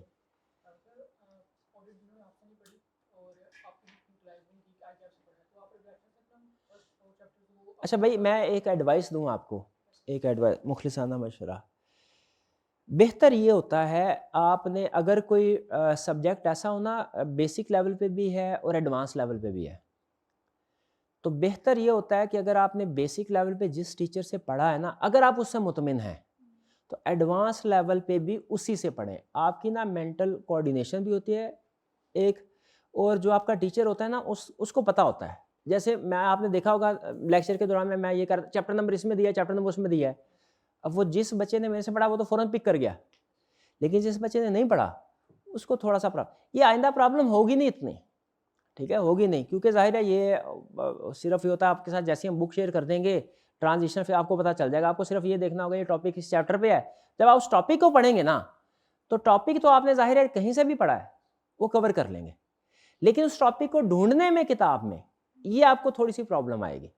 मैं आपने कह दी, वैसे मैं रेफरेंस दिया करूँगा ICAP की बुक का भी और हमारी वाली जो है बुक का, दोनों का रेफरेंस आपके साथ शेयर किया करूँगा कि कल का लेक्चर है, उससे पहले अगर आप हमारी वाली बुक यूज़ कर रहे हैं तो इस चैप्टर में ये वाले लर्निंग ऑब्जेक्टिव पढ़ने हैं, ICAP की बुक यूज़ कर रहे हैं तो इस चैप्टर में आपने ये पैराग्राफ पढ़ने हैं। कैफ लेवल पे भी हम ये करते हैं, C5 लेवल पे भी करेंगे, लेकिन इससे हटके इसमें प्रॉब्लम कोई नहीं आएगी ट्रांजिशन में, लेकिन एक जनरल रूल है। मैं ये समझता हूँ कि आपने जिस टीचर से बेसिक पढ़ी है उसी से एडवांस पढ़े, उसको अपनी ऊंच नीच का पता होता है, मैंने क्या कंसेप्ट कहाँ से उठाया था, कहाँ पे छोड़ा था, क्या मिसाल दी थी, कैसे मिसाल दूंगा तो वो लिंक हो जाएगा बच्चा। तो ये एक दफ़ा रिकन्सिडर कर लीजिएगा, इसमें कोई कबाहत नहीं है, ठीक है। तो बाकी लेकिन अगर कोई भी दूसरे टीचर से, और ये मैं अपनी बात नहीं कर रहा, हर टीचर का ये होता है, हर टीचर के पास दूसरे टीचर के स्टूडेंट शाबाश औकात आ जाते हैं, ठीक है। तो वो अगर आ जाते हैं तो वो ट्रांजिशनल प्लान होता है उनके पास, आपने उनके साथ शेयर करना है, वो आपको बता देंगे कि अच्छा ये करें इस तरीके से करें, ठीक है। तो हम आपको क्या करेंगे, अगर फ़र्ज़ कीजिए आपने हमसे नहीं पढ़ा या आपने जो कैफ लेवल पे ICAP की बुक पढ़ी है, तो आपको वो जो ICAP की बुक के रेफरेंस होंगे हर लेक्चर में, वो आपके साथ शेयर कर दिए जाएंगे।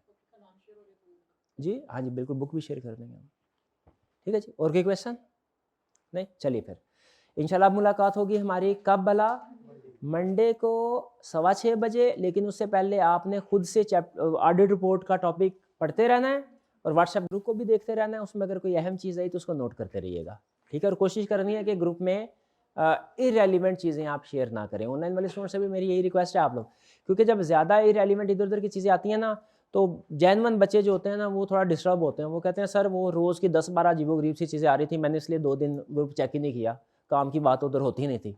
तो उस 2 दिनों में हो सकता है कि काम की चीज़ मैंने बता दी हो। तो कोशिश करना है हम ग्रुप को सिर्फ रेलिवेंट क्वेरीज तक रखें, इधर उधर की जो मीम्स वगैरह होती हैं, कोई जोक्स वगैरह होते हैं, वो प्रोफेशनल ग्रुप है ना, इसको प्रोफेशनल और स्टडी रिलेटेड ही रहने दें तो अच्छा है। क्लियर। और एक और मेरी रिक्वेस्ट है, ये ऑनलाइन में कोशिश करनी है आपने 1 to 1 कन्वर्सेशन ना करें। अगर कोई एक स्टूडेंट किसी दूसरे स्टूडेंट की क्वेरी को रिस्पॉन्ड करना चाहता है तो उसे इनबॉक्स में जाकर रिस्पॉन्ड कर दिया जाए, तो ये ज़्यादा बेहतर है, ठीक है। वैसे बच्चे टू द पॉइंट ही रहते हैं, अगर कोई रिस्पॉन्ड भी करता है ना, तो मैंने ये देखा C5 का बच्चा बड़ा मैच्योर होता है, वो नहीं होता, लेकिन फिर भी एहतियातन आप लोगों के साथ ही मैं शेयर कर रहा हूँ। आज का लेक्चर ये ओरिएंटेशन यहाँ पे ख़त्म करते हैं। चल नेक्स्ट लेक्चर होगा हमारा लेक्चर नंबर 1, इसको मैं लेक्चर नंबर 1 का नाम नहीं दे रहा ताकि मेरे टॉपिक की तरतीब रहे, ये सिर्फ ओरिएंटेशन है। नेक्स्ट लेक्चर हमारा होगा लेक्चर नंबर 1, तब से हम इंशाल्लाह टॉपिक्स को स्टार्ट करेंगे। आज का लेक्चर यहाँ ख़त्म करते हैं हम। अल्लाह हाफ़िज़।